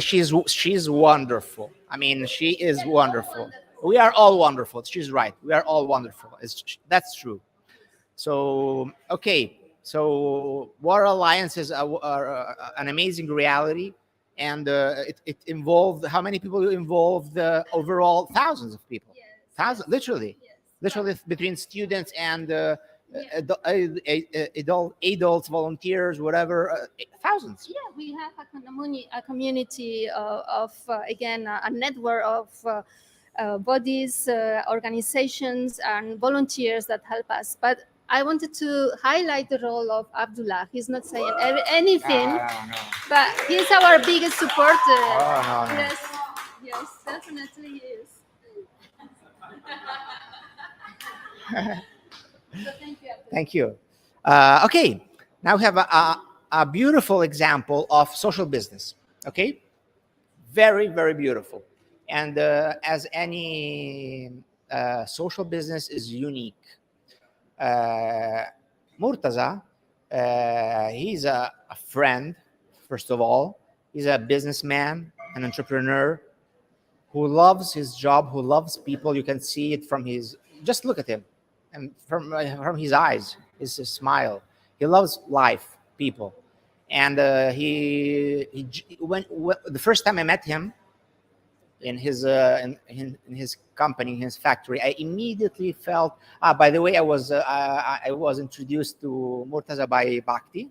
They were already friends, and we met also with other. You remember when those American guys from an NGO came? We met them at your place, and so. However, I just wanted to say that Murtaza will tell us about his fantastic work, and that is really possible doing that. What the Pope was saying is okay. Many of us might think, okay, it is beautiful what you say, Pope, but it's difficult because if the other companies are paying nothing to the people, are polluting, are don't caring, are cheating, how can I compete with them? How can I? Examples like the one of Murtaza and many others. But here we have a real one, and Amjad as well, are the proof. I can tell them, look at them. They make profits. They make profits. They contribute to make zero carbon print, and they love people. They share with the people the wealth that they generate. They generate jobs, good jobs, beautiful jobs, and they do a lot of fantastic things that now the businessman and the man, Murtaza, will talk about. Thank you. Good afternoon, everyone. And I'll start by thanking Mr. Abdullah for inviting me on this platform, inspiring and involving in the activities that he always does. So as you know, my name is Murtaza, and I run a small interior fit-out and joinery business. And apart from that business, I also collaborate with Manipal University, where I used to be an industry specialist, and I used to give some lectures. Currently, we are conducting a course called Certificate Course in Fit-Out and Joinery, where we train students from the industry, business owners, architects, interior designers who come for hands-on experience. to bridge the gap between academics and the industry. So we've been conducting this course from 2015, right? So we also are known for working with locally reclaimed wood. So if you all have heard about a tree called Damas tree, Damas tree, the botanical name is Cornocarpus.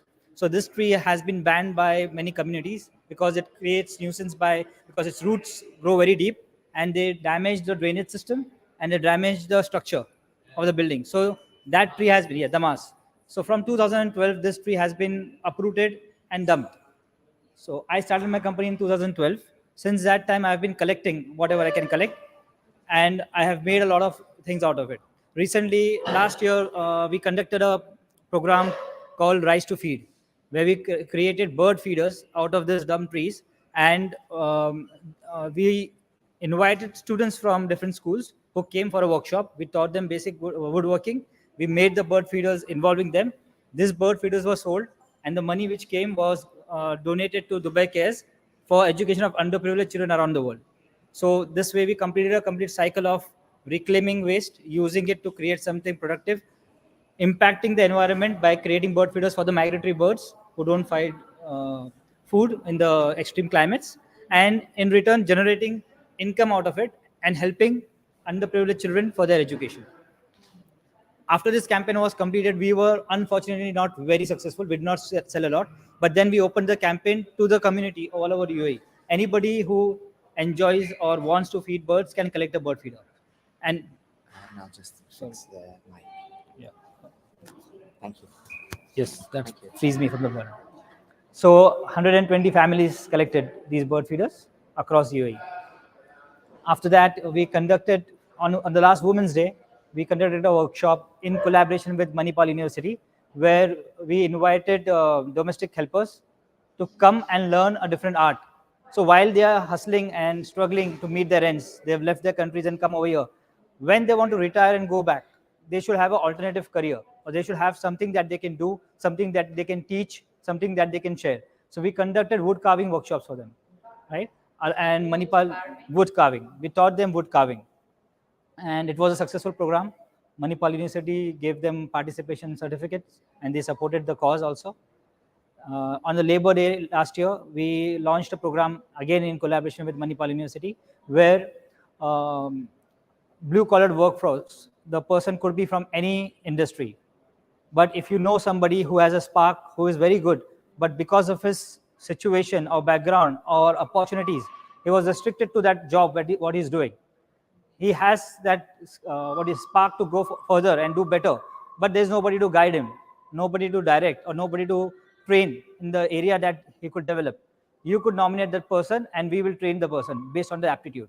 So we test the aptitude of the person, interview, and then we group them according to what they can be good at. And we train them and do a follow-up training with them, making sure that they will go and change, take another step in their life and find the way forward, right? So it could be soft skills, it could be computer-based training, it could be softwares, it could be carpentry, it could be electrical works. So you may know a delivery man who is very good at communication.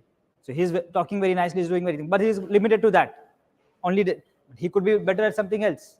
He is delivering pizzas, but if he's selling something, he could earn more money, and he could gradually go on to become something else, right? So if you have a conversation with that person, with the right conversation with that person, in a half an hour's conversation, you can show him a vision, and he'll start thinking differently. So mentoring is a part which is missing in many places. When I grew up, I had no mentor. Right now, it is very open, and we can speak to people, we can get inspired, we can talk. But again, it is limited to the people who are already educated, who knows how to find somebody to talk to. But the ones who don't have that exposure, they struggle, because we don't go and speak to the people who are not looking for it. You can speak to a person who's looking for it, right? And also all the courses, vocational courses, short-term courses, university courses, these are all for the educated people who want to grow better. What about the people who don't have this exposure? What about the people who don't even know they should go and learn? So we create courses which makes the person aware of what he could be, or what he should be thinking of, and then we contribute. So these are all voluntary courses. We don't charge. This is all free of charge. And yes, please, welcome. Yes. So so the reason why I'm speaking about is that I want to reach to those people through y'all. Everyone knows somebody who can benefit, right? It could be a software skill, it could be basic data entry, many things could be done. Right? Everyone now, even a blue collar person types on the phone. He knows how to use internet, but all their time is wasted. Like they are not creating any productive out of it. But we could educate and show them that even with that they can, in time invested in the right place, could earn them money and make their life better. So this was about the two campaigns we ran. We worked Abu Hill. We also work with Dubai Municipality and Waste Management Department very closely. We conduct trainings on using waste materials to create products out of it. So schools, the municipality arranges school students to come to Creek Park, and we conduct workshops over there. Environment Day, Earth Day, we always actively involved. We try to contribute from our side whatever we can do. And recently, one example of creating opportunities, sharing wealth. So a lot of people from Cameroon and Nigeria come looking for jobs, and there is a resistance. Not everyone welcomes them. So there was a guy from Cameroon who came to my workshop. He is educated. He was training woodworking. He is good at wood carving, wood turning, and he was struggling to find a job.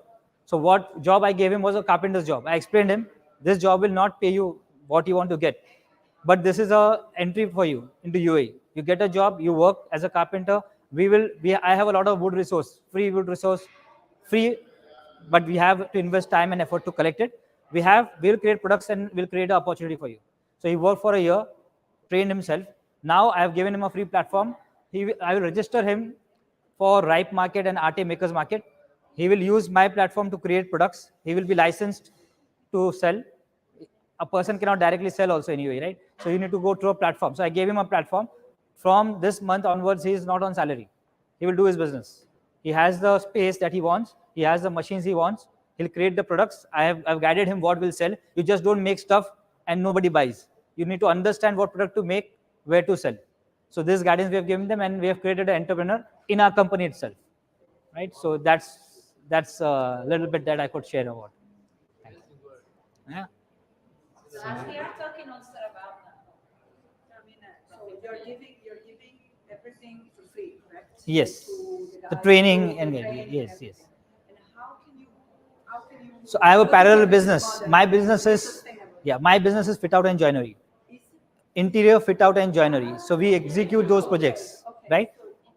So same setup that I use for producing can be used for all these things. For the training. Training. So you basically survive and you're sustainable through your fit out business. Yes. And contractor, Yes. And you use the same structure. Yes. To train people. Right. So my Are they also helping you in creating the furniture you are selling? Yes. So when these people come, they could remain a carpenter throughout their life. I could use them. I could give them a little more salary, and they will still be there. But I try to train them that once you learn, you should think about starting the setup in your country, because people are importing. So you learn so well that you can go and start on your own. You don't just learn that you can earn your salary better in some other company. So you work well over here, learn what, and I'll teach you the whole system, how it works, how you need to think, how you need to sell. So I train them on all the aspects. Yeah. Thank you. Yeah. Boo Boo, do you want us to go now? Hug time.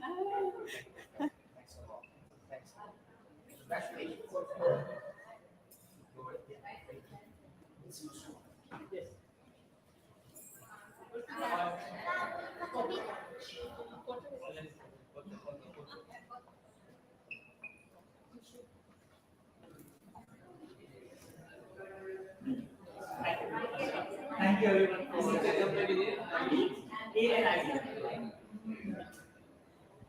Thank you, and it was very inspiring to listen to the stories and what they are doing. I felt that I cannot talk anything after listening to all the things that are happening. But yes, we need all of it. You do a lot of things. That's important thing. Thank you. See you all. Thank you. Salam. So we're gonna take us.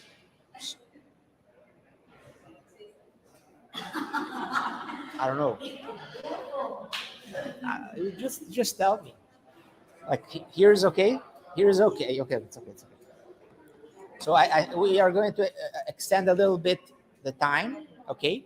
So now it's after this beautiful event. It's the turn of Manuela. Ah, yeah. And here we are. Okay. This event would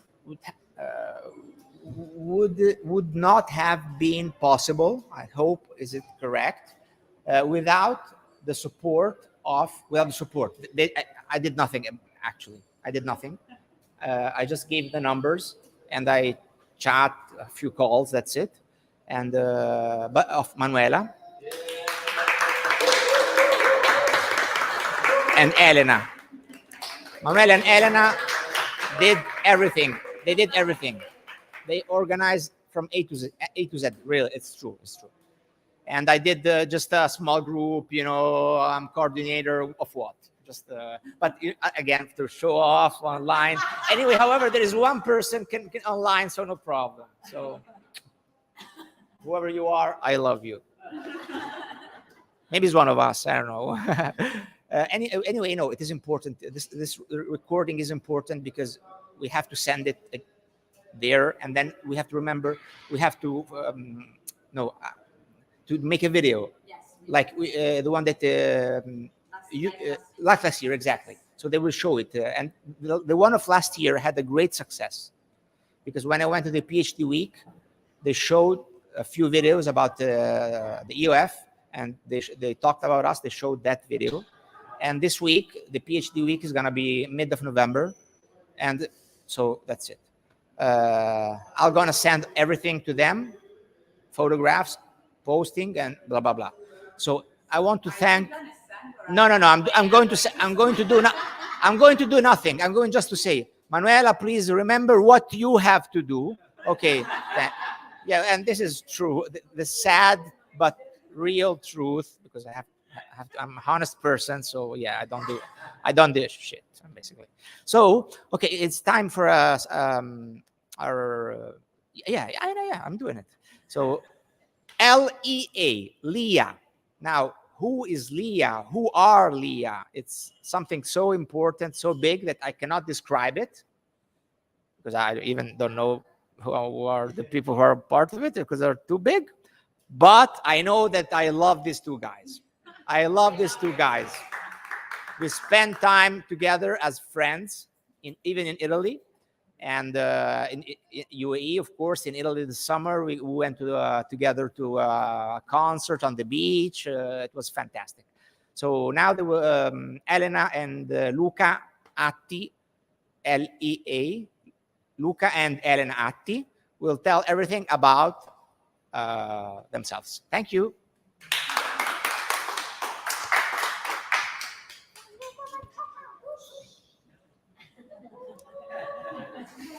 We brought the cheerleaders here. Okay, it's very funny because actually the Pope stole some sentences from our presentation. The Pope never, you cannot say that, come on.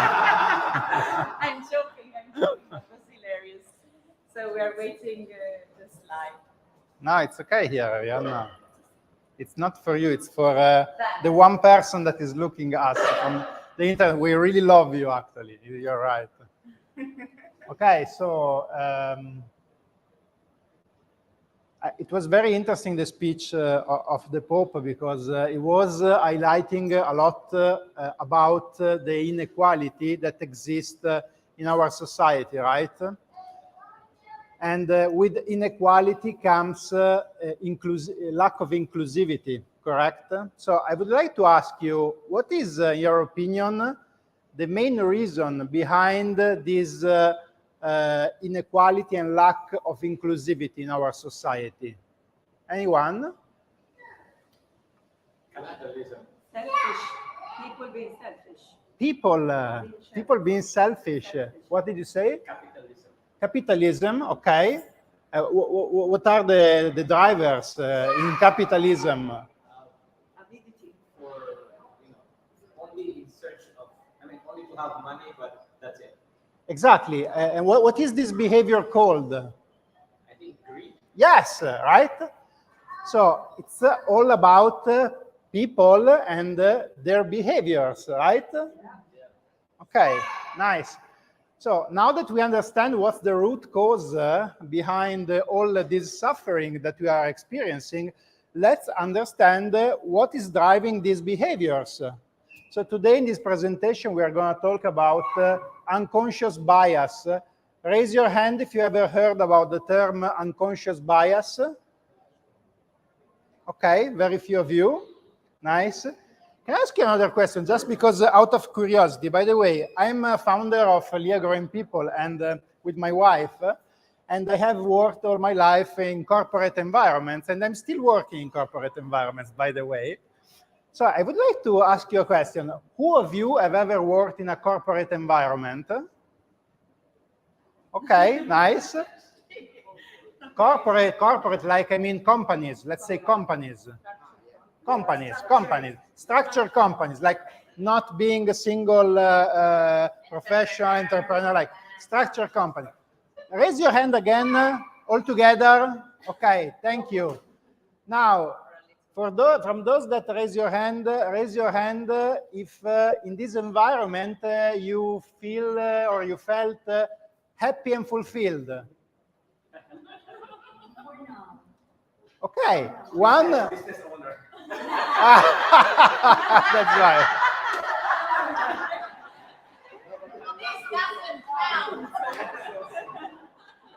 Okay, and if you think about working companies, like companies is a structure, right? It's a social structure as well. So the same problems that we experience in corporate are kind of the same problems that we experience on a global scale. I would really love to know why you feel not very happy, but I'm sure that it's all about people, relationships, and behaviors, right? Okay, okay, great. So what we do at Lia Growing People, if we want to go to the next slide.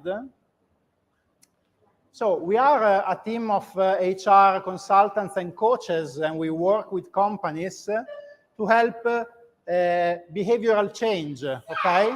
To help creating better, inclusive leadership, respectful leadership, to help creating psychologically safer environments and teams. This is our job, and this is our mission as well, okay? Because we've all of us have experienced in our life what you just told me, like this feeling of unhappiness, of feeling unsafe in our workplace, feeling unsafe in relationships somehow. So this is our job and this is who we are. And today we're gonna tell you more about what we do, and particularly we're gonna see the topic from the angle of what is unconscious bias and how unconscious bias can create not an inclusive environment in our society, in our companies, in our relationships, in our family. Okay? Go ahead. So this is the agenda. We're gonna talk about why it matters, why inclusion and diversity matters in companies, in society, and in relationships. Then we're gonna define what is unconscious bias and tell you some tools that you can use to spot your own unconscious biases. And then we're gonna ask ourselves, what can we do next after we learn all these things? Stealing the microphone. So basically, this is exactly what the Pope just said, yeah? So what is sustainability? Sustainability is about environment, is about economy, is about culture, and is about people. We can really positively impact sustainability if we just look at all those factors. And this is not only in the world of corporates, it's also in our own houses, in our own family, in the school system, everywhere. So it goes beyond the policies and procedure. It's something that we can breathe and live every single second, even now, right? Going on the next one. So there's a way of doing profit, just focusing on the financial value. but there's also a way to bring value together with the profit. So how can the profit be more valuable? Yeah. So there are a lot of intangible aspects related to value profits that we cannot touch, such trust, innovation, culture, environment. Those things are intangible. We cannot put in the business plan how much have we grown in culture, yeah, or in trust. But still, they make a huge impact on sustainability. If we are looking on those, how we can, what are the aspects that can really still are intangible but can make a huge difference? Are the societal value, the consumer value, and the human value. Today we want to focus on the human value because each corporate, each family is made by human. So if we can already work on that, we are pretty much forward. Yeah, so we can really start changing from ourselves, our behavior, our traits, and this is what we will be focusing today. We are going to look at that, the human value, and how by working on this we can add value to even the profit we are making. Next. So this is, maybe you have you seen this picture before? It's very well known. You saw it at home. Really? Do you want to explain it to us?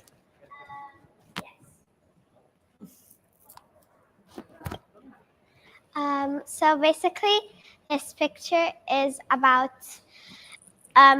they're trying to see the thing that's the other side, but they have the bench. So diversity is that the smallest one doesn't have anything. The middle one has 1 block, and the dad has at least 10. And that's because it's different, and one doesn't see, one doesn't sees, but not that's good, and the tallest one sees better than the other ones. Now, equality, I don't know how to say equality, okay. Equality is that they both have the same blocks. They have the same amount of blocks, but because there's the shorter and the taller and the tallest, they still, even if they have the same box, one still doesn't see. Equity is that they have different boxes, but they're all the same height. Now the smallest needs 2 because she's the shortest and she doesn't see by 1 or 0. So she needs to see better. Now the middle child can see perfectly with 1 block because he's not too tall, too short. He's probably medium-sized kids, like my size. So he can probably see with 1 block. And the dad, the tallest, he needs 0 blocks because, let's see, he's as tall as my dad and the bench is shorter than him. So he doesn't need any blocks to see. Inclusion is that basically they don't have anything, but there's no wall, so they can all see without any boxes or without any more or less. What is better? I think the best one is probably equity and inclusion.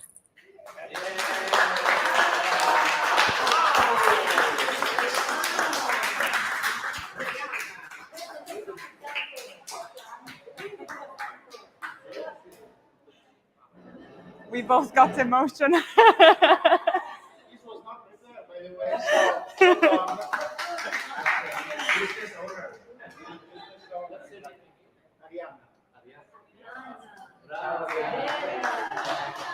So another way of seeing these things is that, yes, sorry. I have a question. What happened to the boxes and the fans at inclusion? Yeah, exactly. So that's the important thing. Here we. The one who make the profit. But still it's for a good cause. So we are with that. So this is just a metaphor of saying, we might born in different circumstances, as Sarah says, where we are more lucky than other people. Yeah. And even if we share the same amount of boxes between everybody, still is not enough. Even if we want to say, okay, let's try to be at the same level, but the perspective will always be different. Even if they are seeing at the same level, still there's no equity, because what he will perceive, it's completely different from what he will perceive.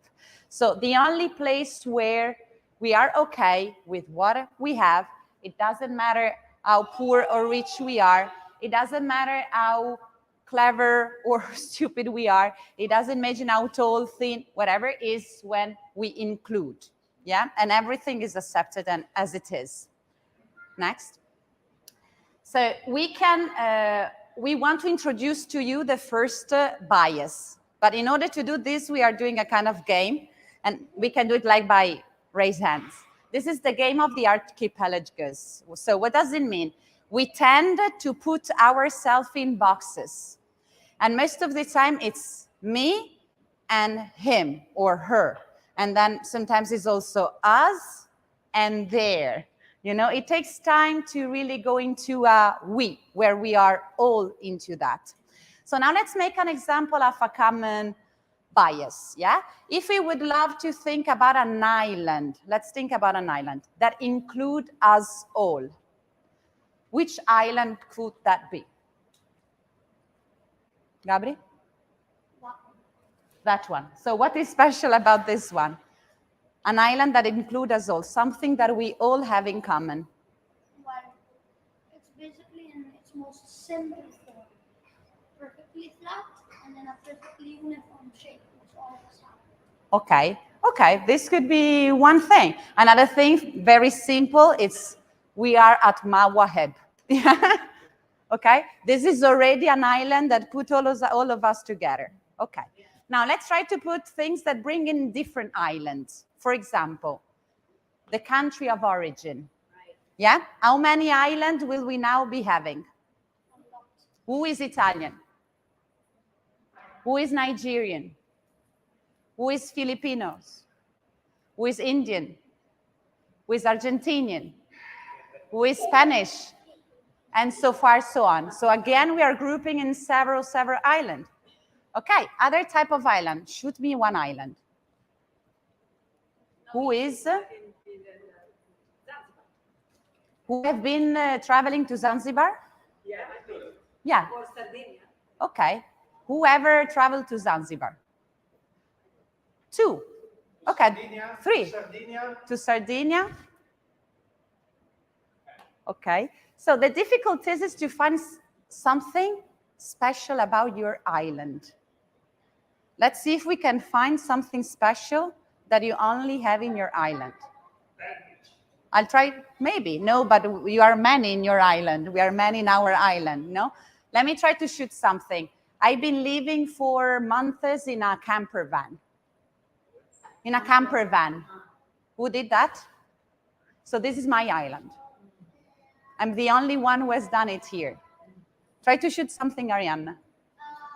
Who has done A show at Dubai Opera. Yeah. Who has done a show in Dubai Opera? So this is Arianna Island. Yeah? Shoot something. Yeah. Something very special about you. Who has jumped off a cupboard and almost broken his ankle? Jump off a cupboard. Or for example, something special about Gabri, who has changed 6 schools in 3 years. Yeah? Because none of the schools were including him.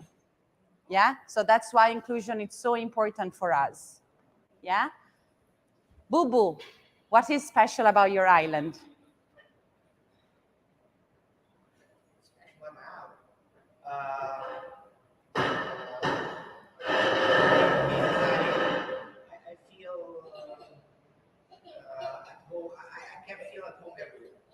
Who can feel at home everywhere? Yeah, so this is, you are too many people in your island. Find something else that you only have. Yeah, only you. A man who got here. This island. A man who don't care? A long hair. Yes. Okay, good. This is special about his island. Yeah. What about any of you? Oh, you have something? Tell me. No, you're not alone in this island. Try another thing. You're not alone in this island. Try another one. 6, 7. Oh, now I'm alone. Yeah, but this is just an example, okay? We tend to put ourselves and others in boxes. This bias is called framing. This is a framing effect that Luca will explain. Okay, let me tell you a little bit more about this bias. So look at this picture because it's really interesting. Okay, this is really interesting. These are our decisions, okay? And the behavior that comes with a decision, because every time we make a decision to act, we also add the behavior out of it, right? So here it's our, what happens before the decision, right? We think, we have thoughts, we have emotions, right? What is driving our decisions? Thoughts and emotions. How those thoughts and emotions are framed from our life experiences, okay? The examples that we saw when we were children, the memories that we memorized, the stories that we heard, right? The categorization that we learn to do, because human beings apply labels everywhere. This is one of the characteristics of our brain, okay? Do you know why this is happening? Because we were living in the jungle, and to survive in the jungle, we had to put labels. This is a danger. This is a dangerous animal. This is a poisonous spider. This is a safe tree, right? This was our mechanism of survival. This is why this is happening, okay? So this is the framing effect, because we have biases every time we take a decision. And we can also be manipulated sometimes by other people in making decisions, right? So this is a very important bias to be aware of. I would like to give you an example. It's inevitable. The problem is that sometimes these decisions are good and sometimes these decisions are bad. Think about toxic people around us, going back to our topic, toxic decisions. Why toxic decisions happens? Why greed happens, for example? Why? Why greed happens? Maybe it's because there's something in the middle. Because maybe you have greed because there's money in the middle. Like, What is that something in the middle? Exactly, there is something in the middle.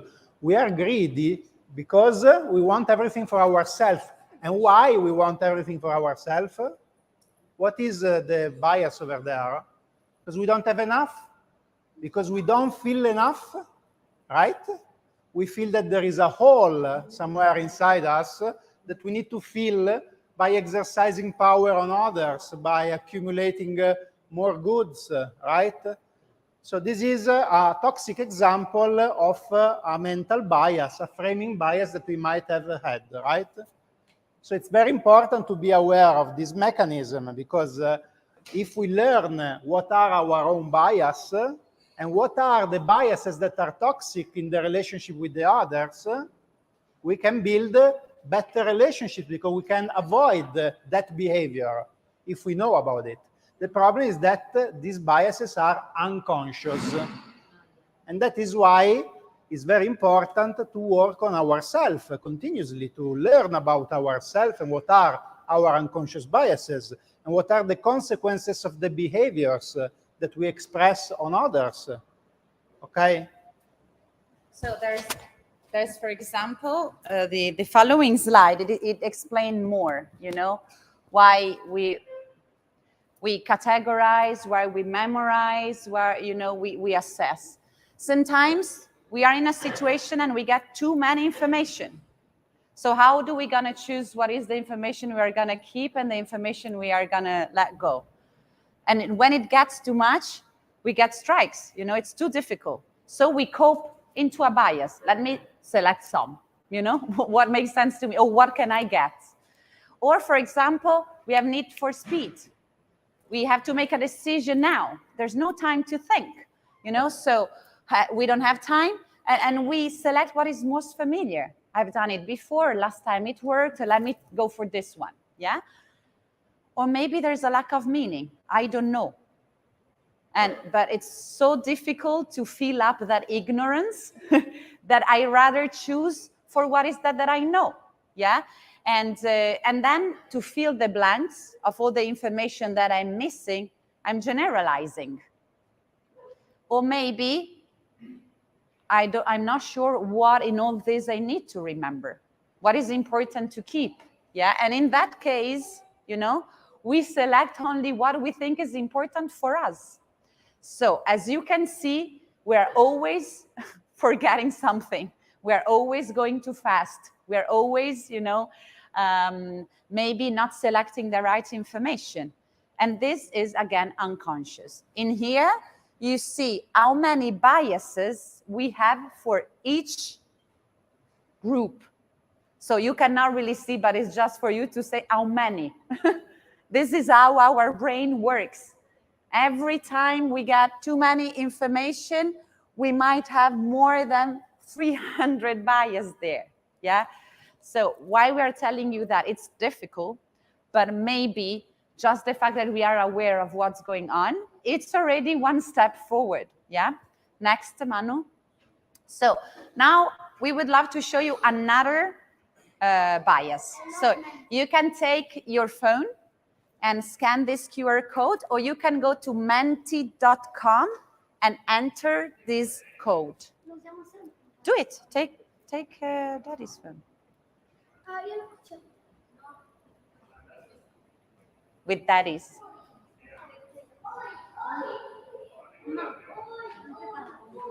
Hmm? Huh? Non capisco.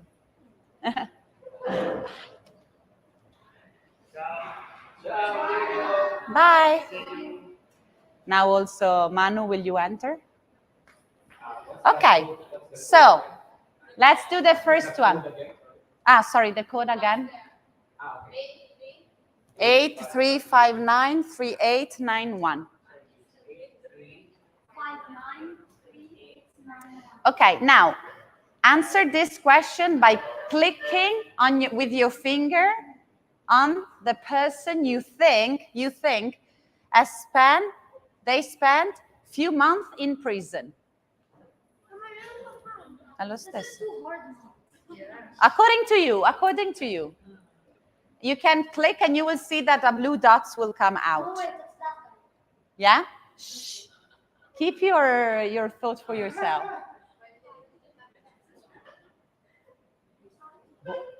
Did everybody answer? How many answers did you receive? 2, 4, 6, 8, 10, around 10? Did everybody answers already? No, we are waiting for Edurne. No worries, we wait for you.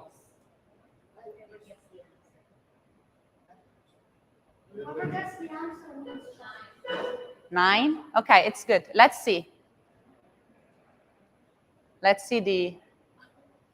Okay, so 4 people thought he has been spent few months in prison. 2 people here. So what happened? The majority thought it was him. Which information we had to make this decision? None. But all of us, I mean, the good majority got dragged by that. So this is telling a lot about biases, how we came up with this. But still we did. Yeah? So let's go with the second one. She has 3 children and a dog. Same concept. Ping it. 3 children and a dog. Nadia, non vogliamo vedere i risultati. We don't know how old they are.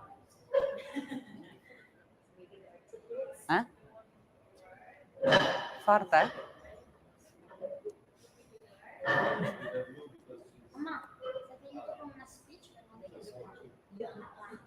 Quando?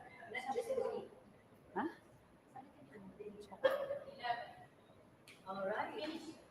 How many? 11. Go. Let's see the results. Ah, we got a little bit more diverse here.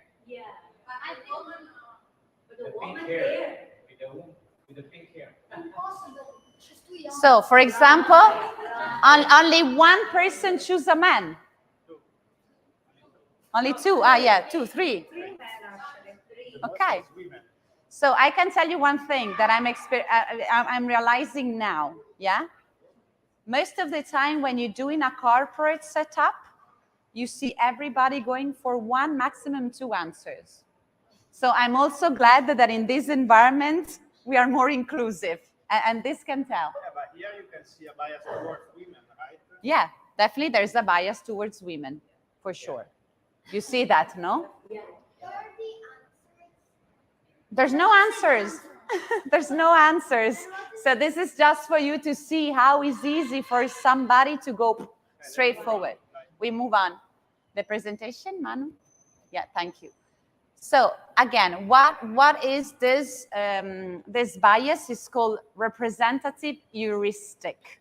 There's another name, yeah? Before we did the frame effect, one bias, this is the second one, representative heuristic. And this says that most of the time, through superficial features, and with our previous schemes, yeah, we unconsciously perform categorization. Unconsciously, yeah? However, the fact that we have those information, it doesn't mean that those information are correct. Yeah? So, and then really, it's very possible we are totally wrong. Most of the time, you see? So going to the next slide, we want to, Manu, can you go next? Sorry.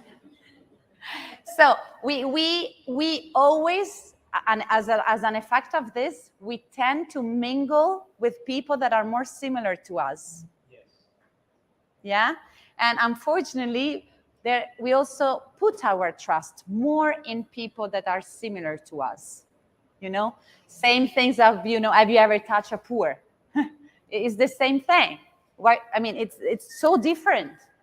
It's hard to go there. And because we are unconscious biased also, yeah? And then bias is not supported by knowledge. It's not supported by real, have I took the right time? Do I know enough? What I'm taking into consideration, which I shouldn't, and so far, so on. Next.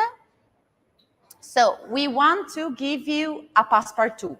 So something that we all want you to bring back home. You talk about a passepartout, or I talk about a passepartout? Okay. So it's my passepartout. So how can we deal a little bit with our bias, to add an extra level of consciousness? Try to ask yourself, what if I change the subject? What if instead of me in this situation, there would be Arianna, or there would be a poor person, exactly as Pope asked us to do?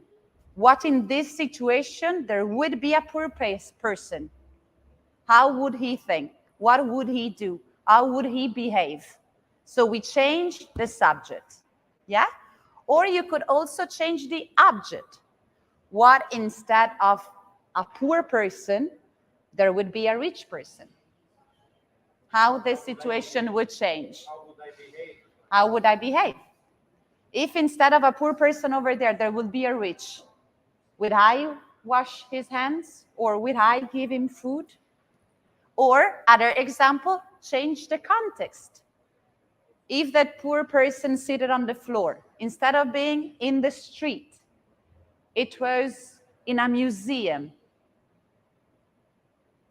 between a piece of art, would it be the same or different? Different, yeah? So try those passepartout for yourself. Change the subject, change the object, and change the context. And maybe you will still have some biases, but for sure, a little bit less. And you will be more aware. So we can call those also control questions, yeah? And please, let's start from now on to ask those questions more to ourselves. Arianna, you have one question? Example? Yeah. Tell us, come. You're very talkative today. Instead of the poor person in the streets in the city, I would say I have an example of a child in a bar in New York. So, what do you want to say? Yes.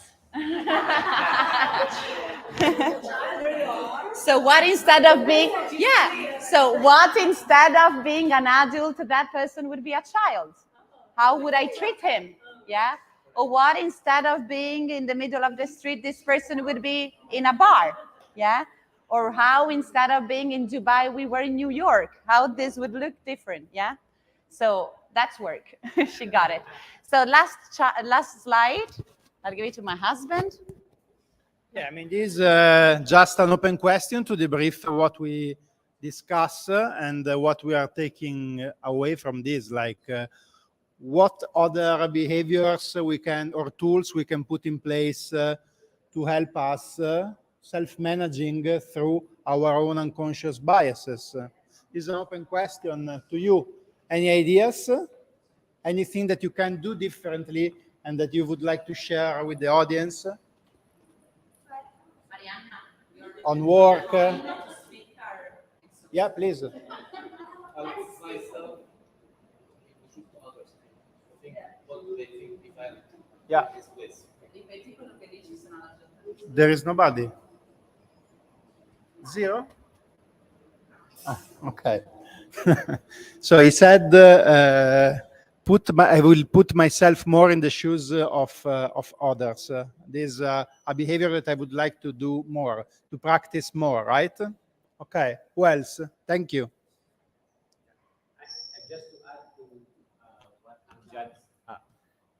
Just to add to what Amjad said, I think it's also going back to the 3 questions a while ago, because it's, I mean, you know, it's not easy to just put ourselves in the shoes of the other if we're not aware of if we're not changing the subject, if we're not changing the object and the context. Because understanding those 3 or changing from self to those 3 questions will help us even more, will make it easy to put ourselves in the shoes of the other. Otherwise, it's difficult. Yeah. And it's about consciousness, right? Yes. Thank you. Anybody else that would like to share an idea or a commitment?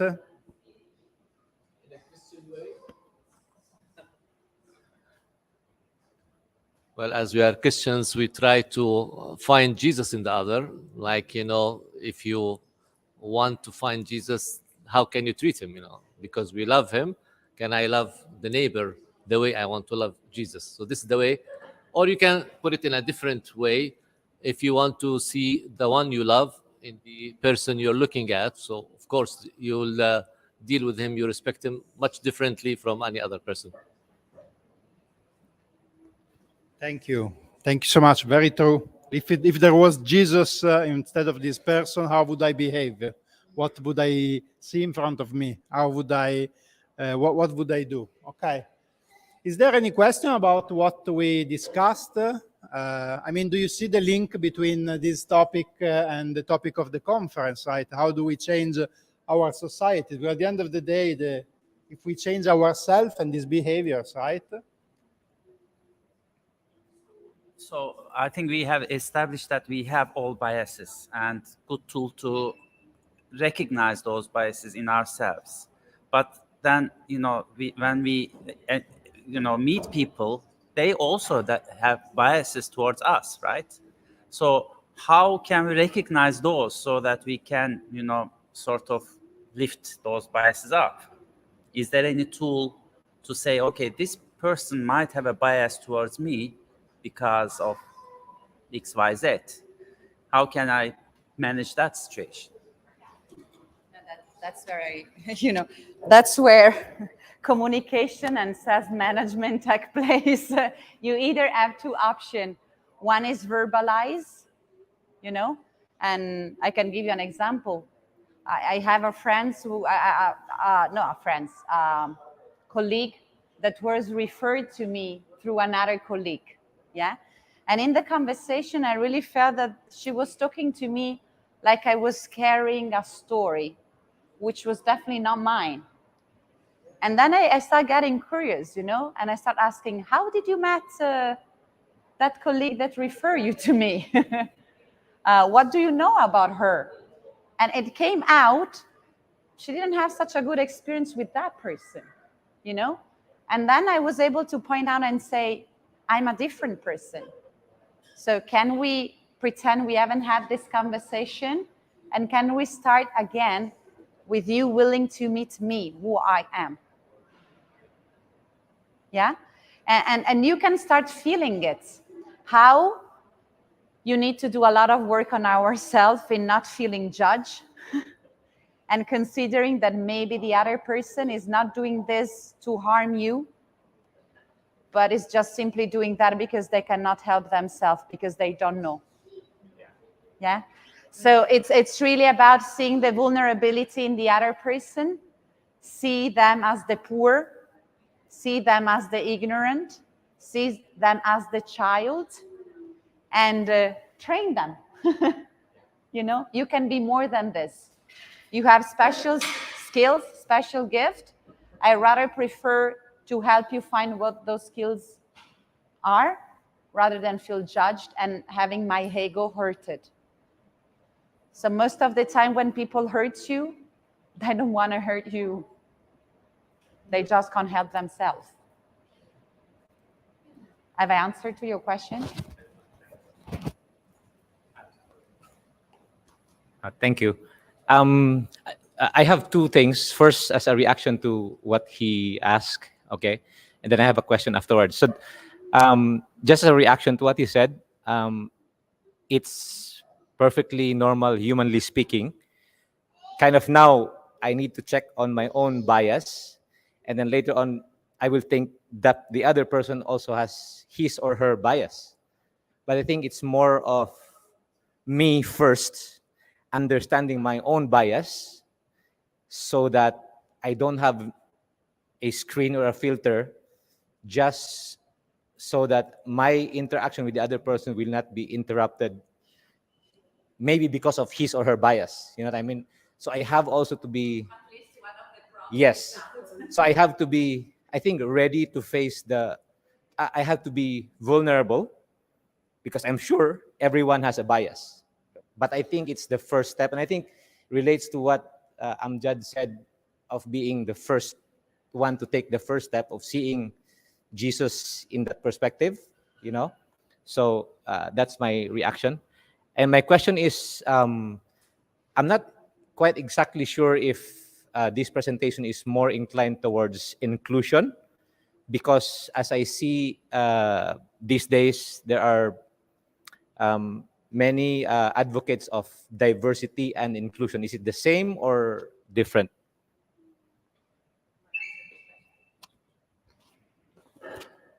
So the question is if this presentation is more of inclusion or also diversity and inclusion. Right, it's a very good question. I think it's both, because in order to include, you need to accept the diversity, right? The diversity exists.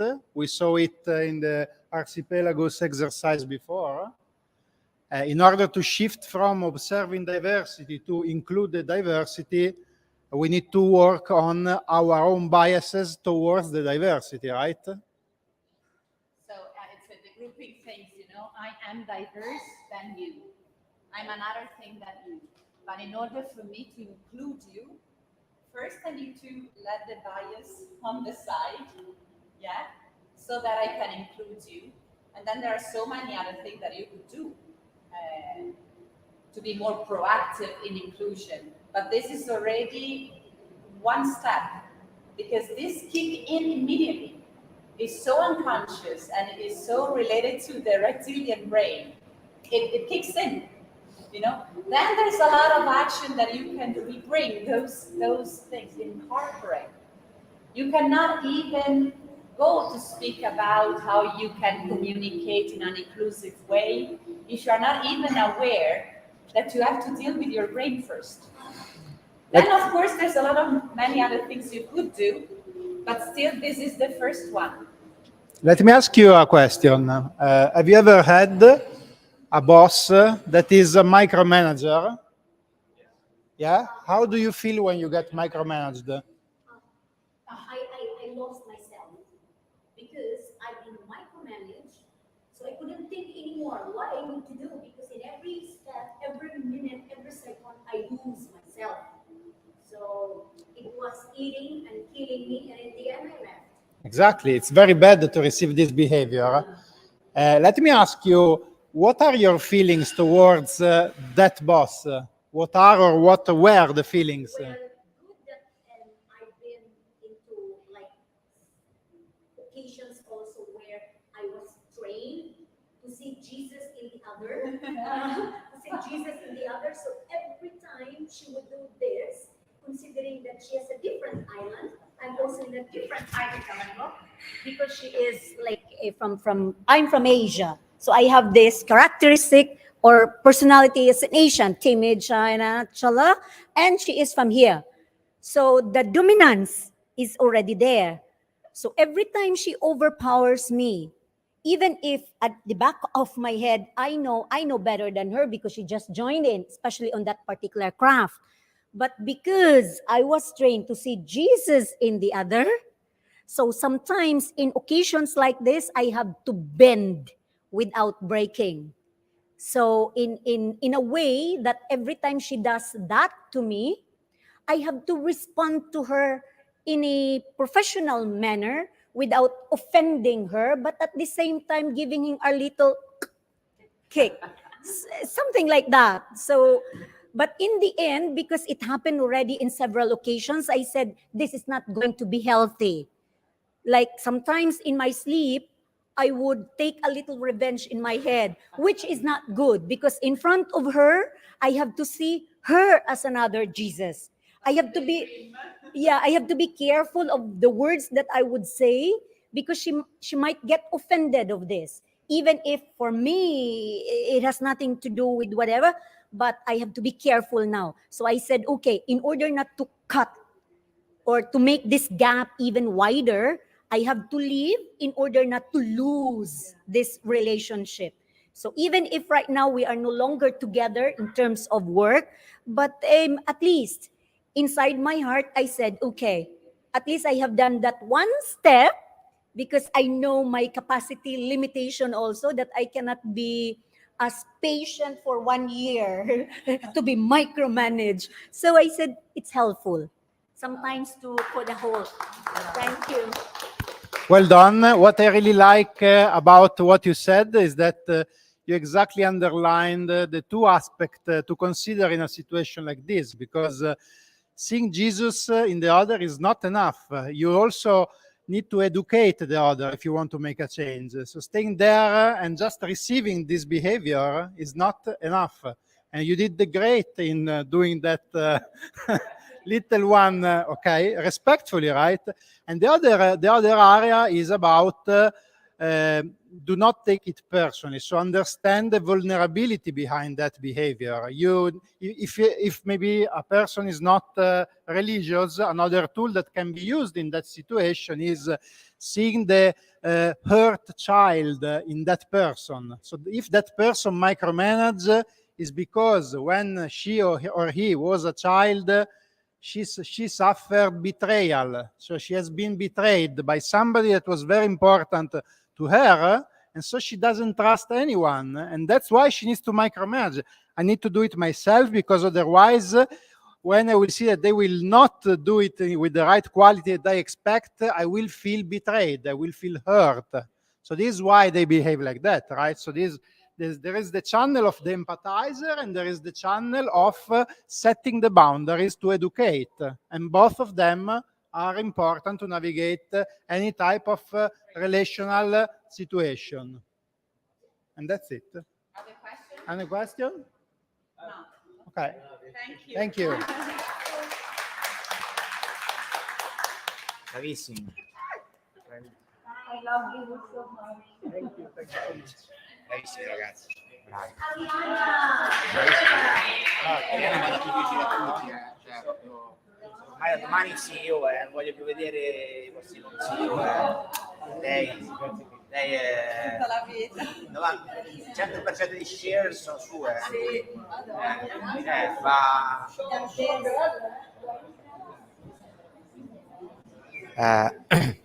So, Manuela, is it fine, the mic?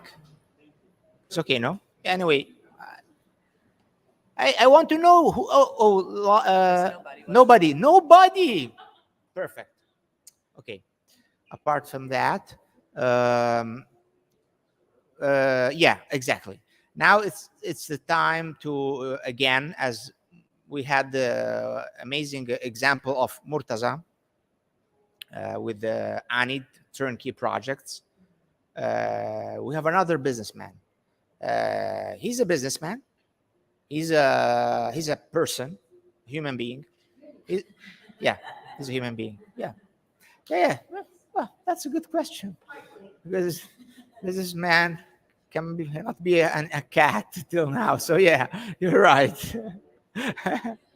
So yeah, and okay, he generates revenues. He beats. That means that he beats the market. If you want to survive, you have a business, your own business, you need to beat the market. Beat the market, what does it mean? Even survive in the market. Just generate profits, you're fine. It covers your necessities, and you're okay. But again, he's doing this, competing against other companies who are like the presentation of Arianna. So showing, she explained us how some people are starting from here. Now, Amjad, like Murtaza, both of them, they start from here. So they have to work harder, stronger. It's more difficult for them because they want to respect the principle that the Pope told us to do. He told us the new heroes are these. So you, Murtaza, are our new heroes because you are social entrepreneurs. So I don't want to make it long. I am inviting our dear friend, and also more than a friend, because we share a lot of things together. A special person, which is very humble, extremely humble, very humble. He doesn't show off at all. He doesn't post things on Facebook, on social media, what he does, but he does a lot of volunteering, a lot of good things. He has a wonderful family. I met his daughter. Really, I saw the relationship. They were talking about, they were arguing about, what can I do, what you can do, very openly. So I understood that there is love and complicity between the dad and the daughter. He was saying, why don't you do this? No, I want to do a PhD. When we were together, we were distributing gifts dressed as Santa Clauses, right? And she was saying, no, I want to do a PhD. And you said, why? You can do a psychotherapy. So it was complicity. That's beautiful. It's not a detached dad. It's a, caring one, present, there. So, okay. This is just to add the things that he will not tell you. But I want you to know that social entrepreneurs are always special person. Otherwise, they would be capitalist. That's it. Or they can be, they can choose the lifestyle or authoritarian regimes, like some authoritarian country in Africa, maybe in Asia, maybe in Europe, maybe in South America, maybe in Southeast Asia. There are authoritarian countries, and some people they might choose that way also. It's not only capitalism. I mean, the Pope didn't talk about that, but he meant, of course, also that authoritarians, an authoritarian violence doing things by violence without freedom, it's the same thing of capitalism. I mean, it's not allowing you to live a full life and complete life. We are lucky to live in a country where we can be free. We can practice our faiths. We can go to our cultural centers. Nobody tells nothing.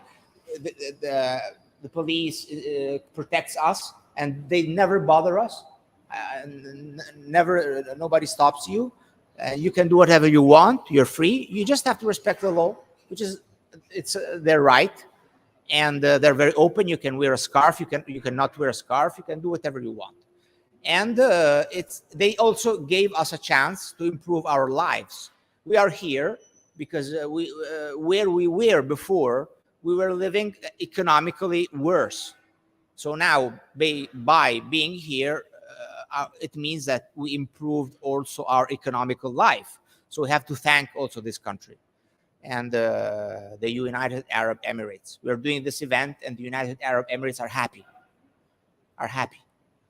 So, Amjad, sorry for being long, but I am long. What to do? And I am all long. Thank you, Abdullah. Joke. Yeah. A joke. We are live. Yeah, live. Nobody's there. Okay, fine. Okay. Thank you. Thank you, Amjad. Okay. My name is Amjad. I'm from Jordan, and I'm here in the country since more than 30 years. I'm a mechanical engineer, and I started my own company since 10 years.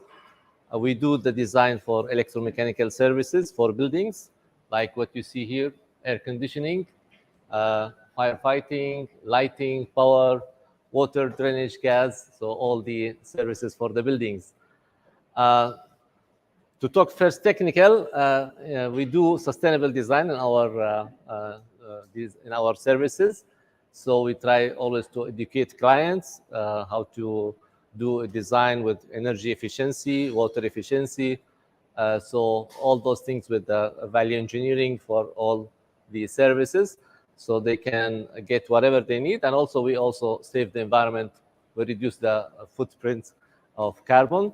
So not to get much into details, but of course, we always try to reduce the power consumption of all equipments in usage, reduce the water usage into our designs, like, wherever we do designs for water to reduce the amount of water, we go into infrareds for taps. We do variable frequency drives on booster pumps so that we limit the demand based on the actual demand.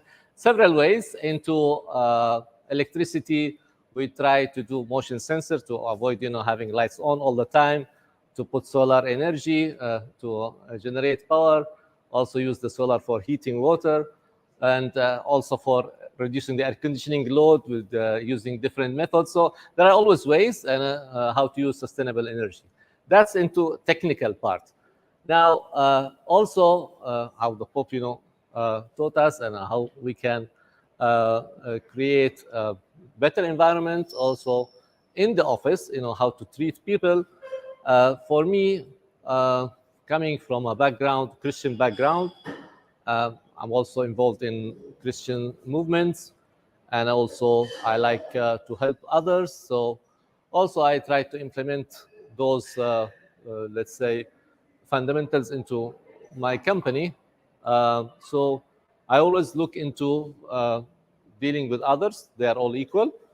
In the company, there is managerial levels, there are engineers, there are draftsmen, and there are also even office boy. So for me, they're all equal. And that's how to teach this, that we all work in an open plan office, so that, each one is not superior to the other.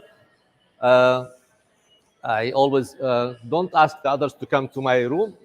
Okay, as a manager, I should have a room, but the others just to receive clients, but I don't like that others come to my room. I go to their place, and I always share thoughts, asking them, what do you think? I don't impose. So this way, each one can be productive. So this way, I find the people like to work, and I like always to implement the family environment, like we all work for one company, and the company can also give them benefits. So this way, they can feel they are part of the company. How to also implement them physically? Now, I always try whenever we have income to give for the engineers, all the employees, to give them in a way of bonus depending on the amount of work they are giving for the company. This will be an enhancement for them to get benefit and also feel they are part of the company. And also, if they have issues where they need a personal loan, we offer personal loan without interest, and whenever they need, so we can support them. They have to survive. They have certain things. They cannot get a bank loan with interest and get stuck. So we do that as from the company, and in a long term, whenever they can pay. So that's they can feel the company supports them and they feel they are part of it. So and also we do. To feel as a family, we do, for example, we need to do a kind of business lunch together that we share talks so that they can each one communicate with the other, and this way they feel they are part of it. Also, in a way to enhance the work, we, let's say, try to share ideas also what you can improve so that the company can improve.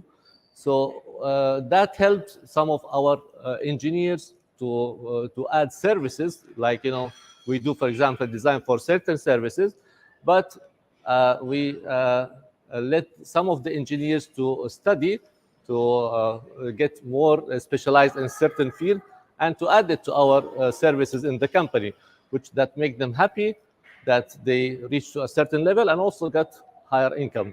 So this way, enhancing the educational level of the employees, the engineers, to find ways how to learn more, add to the company services, and also get personal benefits. In brief, that's what we do. Also on the personal life, other than the involvement in church activities, I like volunteer work. And also, as Abdullah mentioned, whenever there is a chance, I'm part also for a group where we do, let's say, a monthly making a party for the kids of needy people, where they don't have a chance to celebrate a birthday for their kids. So we do it on a monthly basis, and we get them from their place. Please mention the name of that association. It's called, yeah, it is called Birthday Bliss. So this way, we there are a lot of let's say participants in that, and we whenever they assign those families to celebrate the birthday of their kids, we assign people to get the family, bring it from wherever they are in Sharjah, Ajman, and bring it to the place. And the place generally is offered by sponsors who help in this event. We bring the families, we arrange the food, the cakes and the gifts for those celebrants. So that makes me happy and makes the others happy. Whenever you like to put a smile on the face of the child and let him feel he's also like the others, he can celebrate his birthday though he doesn't have money. That's really makes us feel that we are all equal, but we can put the smile on the face of the others. And also we do it for the labor camps. So also laborers, they don't have a chance to really feel they can celebrate. So, we make games for them, let them be happy, let them dance once in a lifetime, So they don't have really that chance. But the founder is a Filipina. Yes. She's amazing. She's amazing. And there, by the way, talking about social businesses, we met that Filipino social business. Remember? Yes. These colleagues that open a restaurant. True. Together. Yes. So this is, if you have that feeling, to feel the others are all equal, and you really need to give a chance for the others to feel that. So you can volunteer in different ways. So that's one part of it. I think I talked all about what I do. If you have any question, let me know. Yeah. Very inspiring what you just said, and all of the things that you did for your employees to make them feel good. Okay. Unfortunately, I mean, when we talk about human behaviors, there are also sometimes toxic behaviors in the workforce. So there are always some elements that are the lazy one, that are taking advantage of others, being more proactive, active. So what is your recipe to balance between these aspects, underperformance and toxic behaviors, and creating a friendly family environment? Good thing. First of all, I like to always deal with those things with a smiley face and with good words, and to show respect for the employees. I talk to them first personally, try to explain to them, okay, look, the work needs your input. You need to do hard work. If you don't do it, we cannot finish. So you need to feel you are also like the others. If you don't do the same work, we cannot, finish the project. We don't get the income. And also, since we are all equal, also you have to produce the same way like the others. If you have an issue technical, we can help you, because sometimes it could be technical, like he doesn't understand. So we try to find what is the reason, and if I could manage to find it, that will be the end of it. If not, then I involve, I have departments, like if he's into the mechanical department, electrical department, or the drafting. So I involve the head of the department. So then we try to find what is the reason, how to enhance it. Maybe he needs some more, let's say, training into that particular thing. Sometimes I found it is something personal, like he has issues at home, and we try to deal with it. And we found, I managed in certain cases to let him change and be productive, because had some personal issues. Whenever we solve it, then he's okay. So always try to deal with it in a, let's say, very positive way, smiley, and not to be very offensive or a bossy way. I'm curious because as you were sharing, I think for me, your company, your work environment is an ideal one, I would say, in the UAE. Okay, so I'm curious, how, or do you have any experience of letting go of someone because of underperformance, maybe, or? Yeah, that's something for me. Yes, it's true. Even sometimes you feel, and I have it in my company, like, as also he said, others could be more productive, and why not, to change the one who's less productive and bring another one? So why to keep that with lower level? But I don't do that. Even at the COVID time, where we had less work, and I had the chance to let people lay off people, because I don't need all of them. So I also didn't do that, because that could destroy families who are dependent on that person to let them survive. So I'll talk first on how to deal with the less productive person. So I always maintain them and try always to let them enhance, and try to give them training to be at a certain level which is acceptable. That's one part of it. The other part, because we are not all equal, and of course each one who is more productive, he can get higher salary, that is correct. The one who's can give more services for the company, he gets higher salary. But at the same time, the others who gets a salary is good enough for them to survive, and he can always look at the chance where he reached the level of the one of higher productivity to get more salary. So that's always should be there. I cannot give them the same salary. Whatever gets production, I can give them a payback.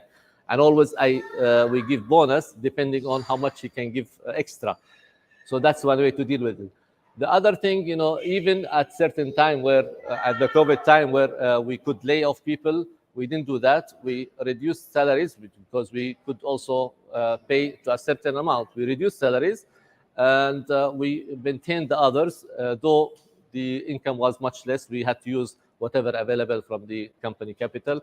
And we, by God's grace, we could, overcome that period. Thank you. Abdullah. Thank you. Habibi.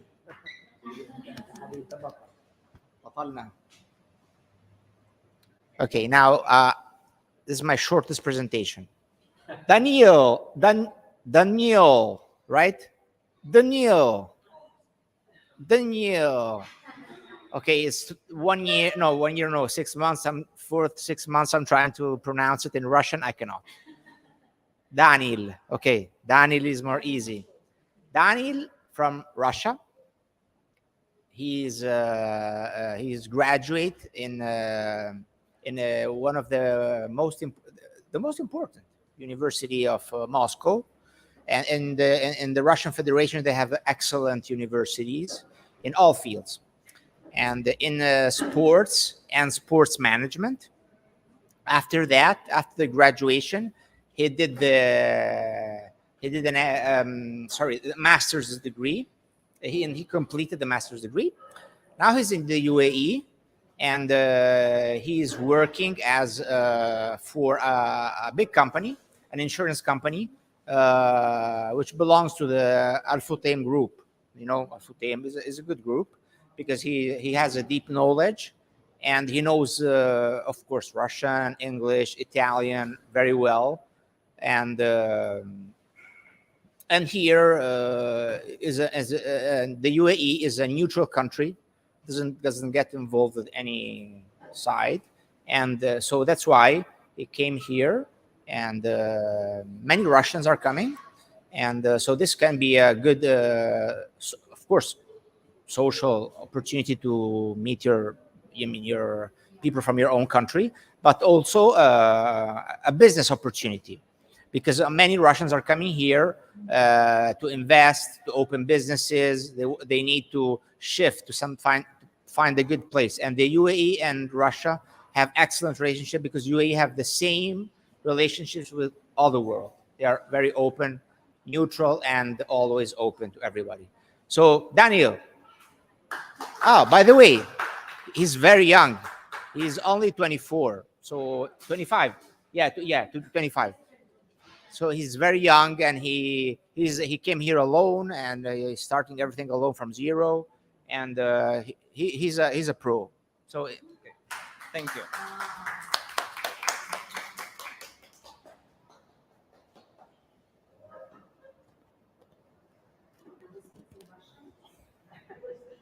No, we'll speak in English.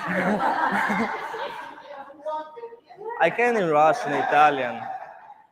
Yeah. Daniil. Almost, yeah. Daniil. Yeah. Yeah, thank you, Abdullah. He's, I think, introduced me really good. And just a few words about what I did before that I came here. I was also working in insurance company in Russia, also big insurance company, and in the bank. Yeah, I terminated my master degree in April, and I came as fast as possible here. Yeah, that's it. And I just want to say you about my work here. I work in insurance company. Actually, it's broker insurance. And my main activity is provide an offer and a wide range of insurance products. And as you know, brokers cooperate with many companies, and it's the reason because they have the opportunity to, I think, to cover almost all the risks, corporate risk or personal risk, like everything. And in my work, I think my main task is think about the client as a person, about his or her risk and possible accepts or non-accept of these risks.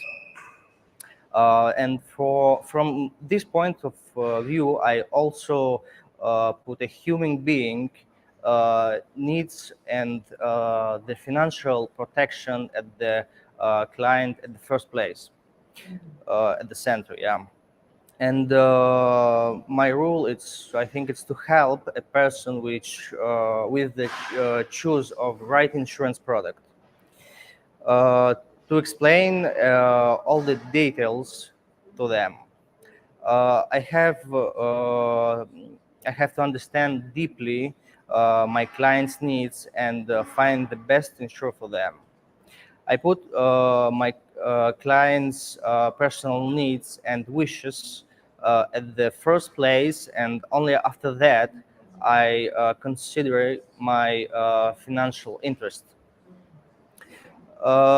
Insurance, I think, is a very important part of economy, and it should be, I think, ecological friendly from the moral point of view. Like I think, like every financial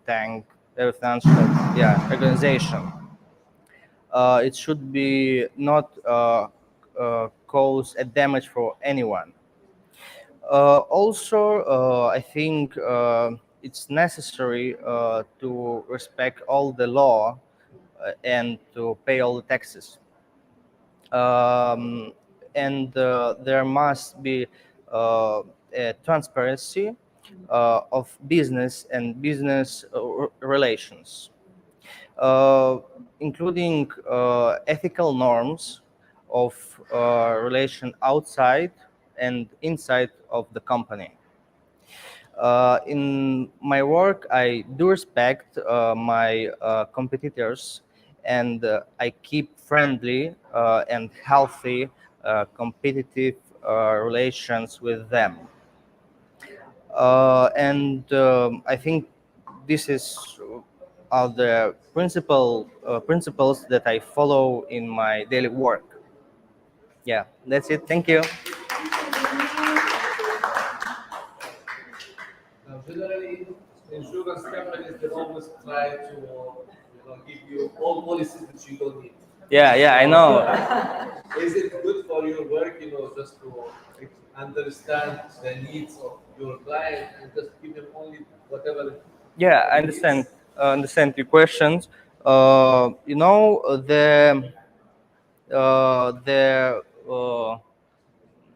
difference between the broker and insurance company.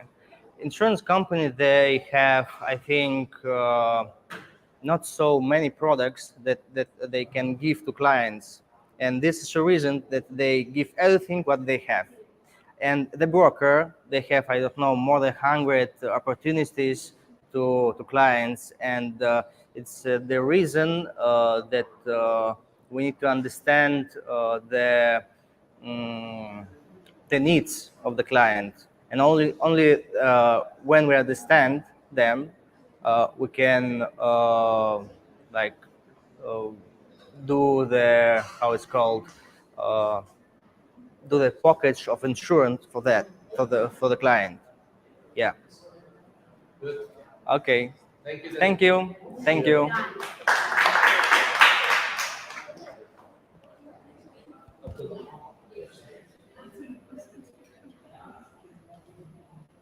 Amico mio. Grazie. Grazie a te. Okay, so I think the time is finished. It's just in time. We took 1 hour. We exceeded 1 hour, so we just asked them to give us another hour. But I think it was worthwhile. And personally, I think I just loved it. I love it. And again, really, Manuela, and it's true. It's true. Manuela and Elena, they did everything, and they worked how many days? A whole week? No, maybe more. 2 or 3 weeks. Takes time. They spend a lot of time, but it was worthwhile. I just put in contact people, just that. But however, I think the result was beautiful because, as you said, yeah, you said that. We are all beautiful, right? Edurne, sorry. Edurne, sorry. You said we are all beautiful. Yeah, you're right. We're all beautiful. Thanks for coming. Thanks for sharing. And if you want to continue to listen to the agreement between the Pope and the youth, you can do it on any social media of Economy of Francesco. YouTube, just go on YouTube. You'll find it in any language. Any language, you choose a language. He speaks in he's speaking in Italian, but you can choose a translation of any language, and so you can understand. And you can have a look at also at some short videos in their website of some short videos or news about what they did, because they did activities in Assisi, 3 days of intense activities and cooperation between young people from all over the world living together in a beautiful place, a special place where everybody was feeling at home. And by the way, as EOF UAE hub, we send a young Emirati change maker. Yeah, we send her there. Yeah, we could send only youth, and she was she's a graduate as an interior designer. I don't know where she studied, but I think AUD maybe. Anyway, she's 24 years old, maybe 23. She's brilliant, very sweet, very smart, and now she is I think she works for a bank. I think she works for maybe Mashriq Bank. I don't remember. Because it was at the beginning, I was thinking about sending Shamma, right? So I put her in contact, and then I told her it's up to you. I mean, she was loving to go there, but then I left it to them, because she was in contact with them directly. So I just left it to them because I cannot interfere in. No, Shamma. Yeah, Shamma. So I proposed it to her. She said yes, but I have to see. You have a lot of things, and so I said, okay, I cannot just. It's your own decision. You just talk to them. Then at the end, she couldn't go because of she has her life, and so another girl, she went. So we were able to send somebody who represents us, and she will be sending us a video. I also invited her to come to one of the next Word of Life or events, whatever we will do, when we will do something. I invited her to come and give her experience in Assisi. So it's an exchange. She will also share with us how does it feel as a young Emirati lady, so and so. So time is finished. Thanks to everybody, and God bless you.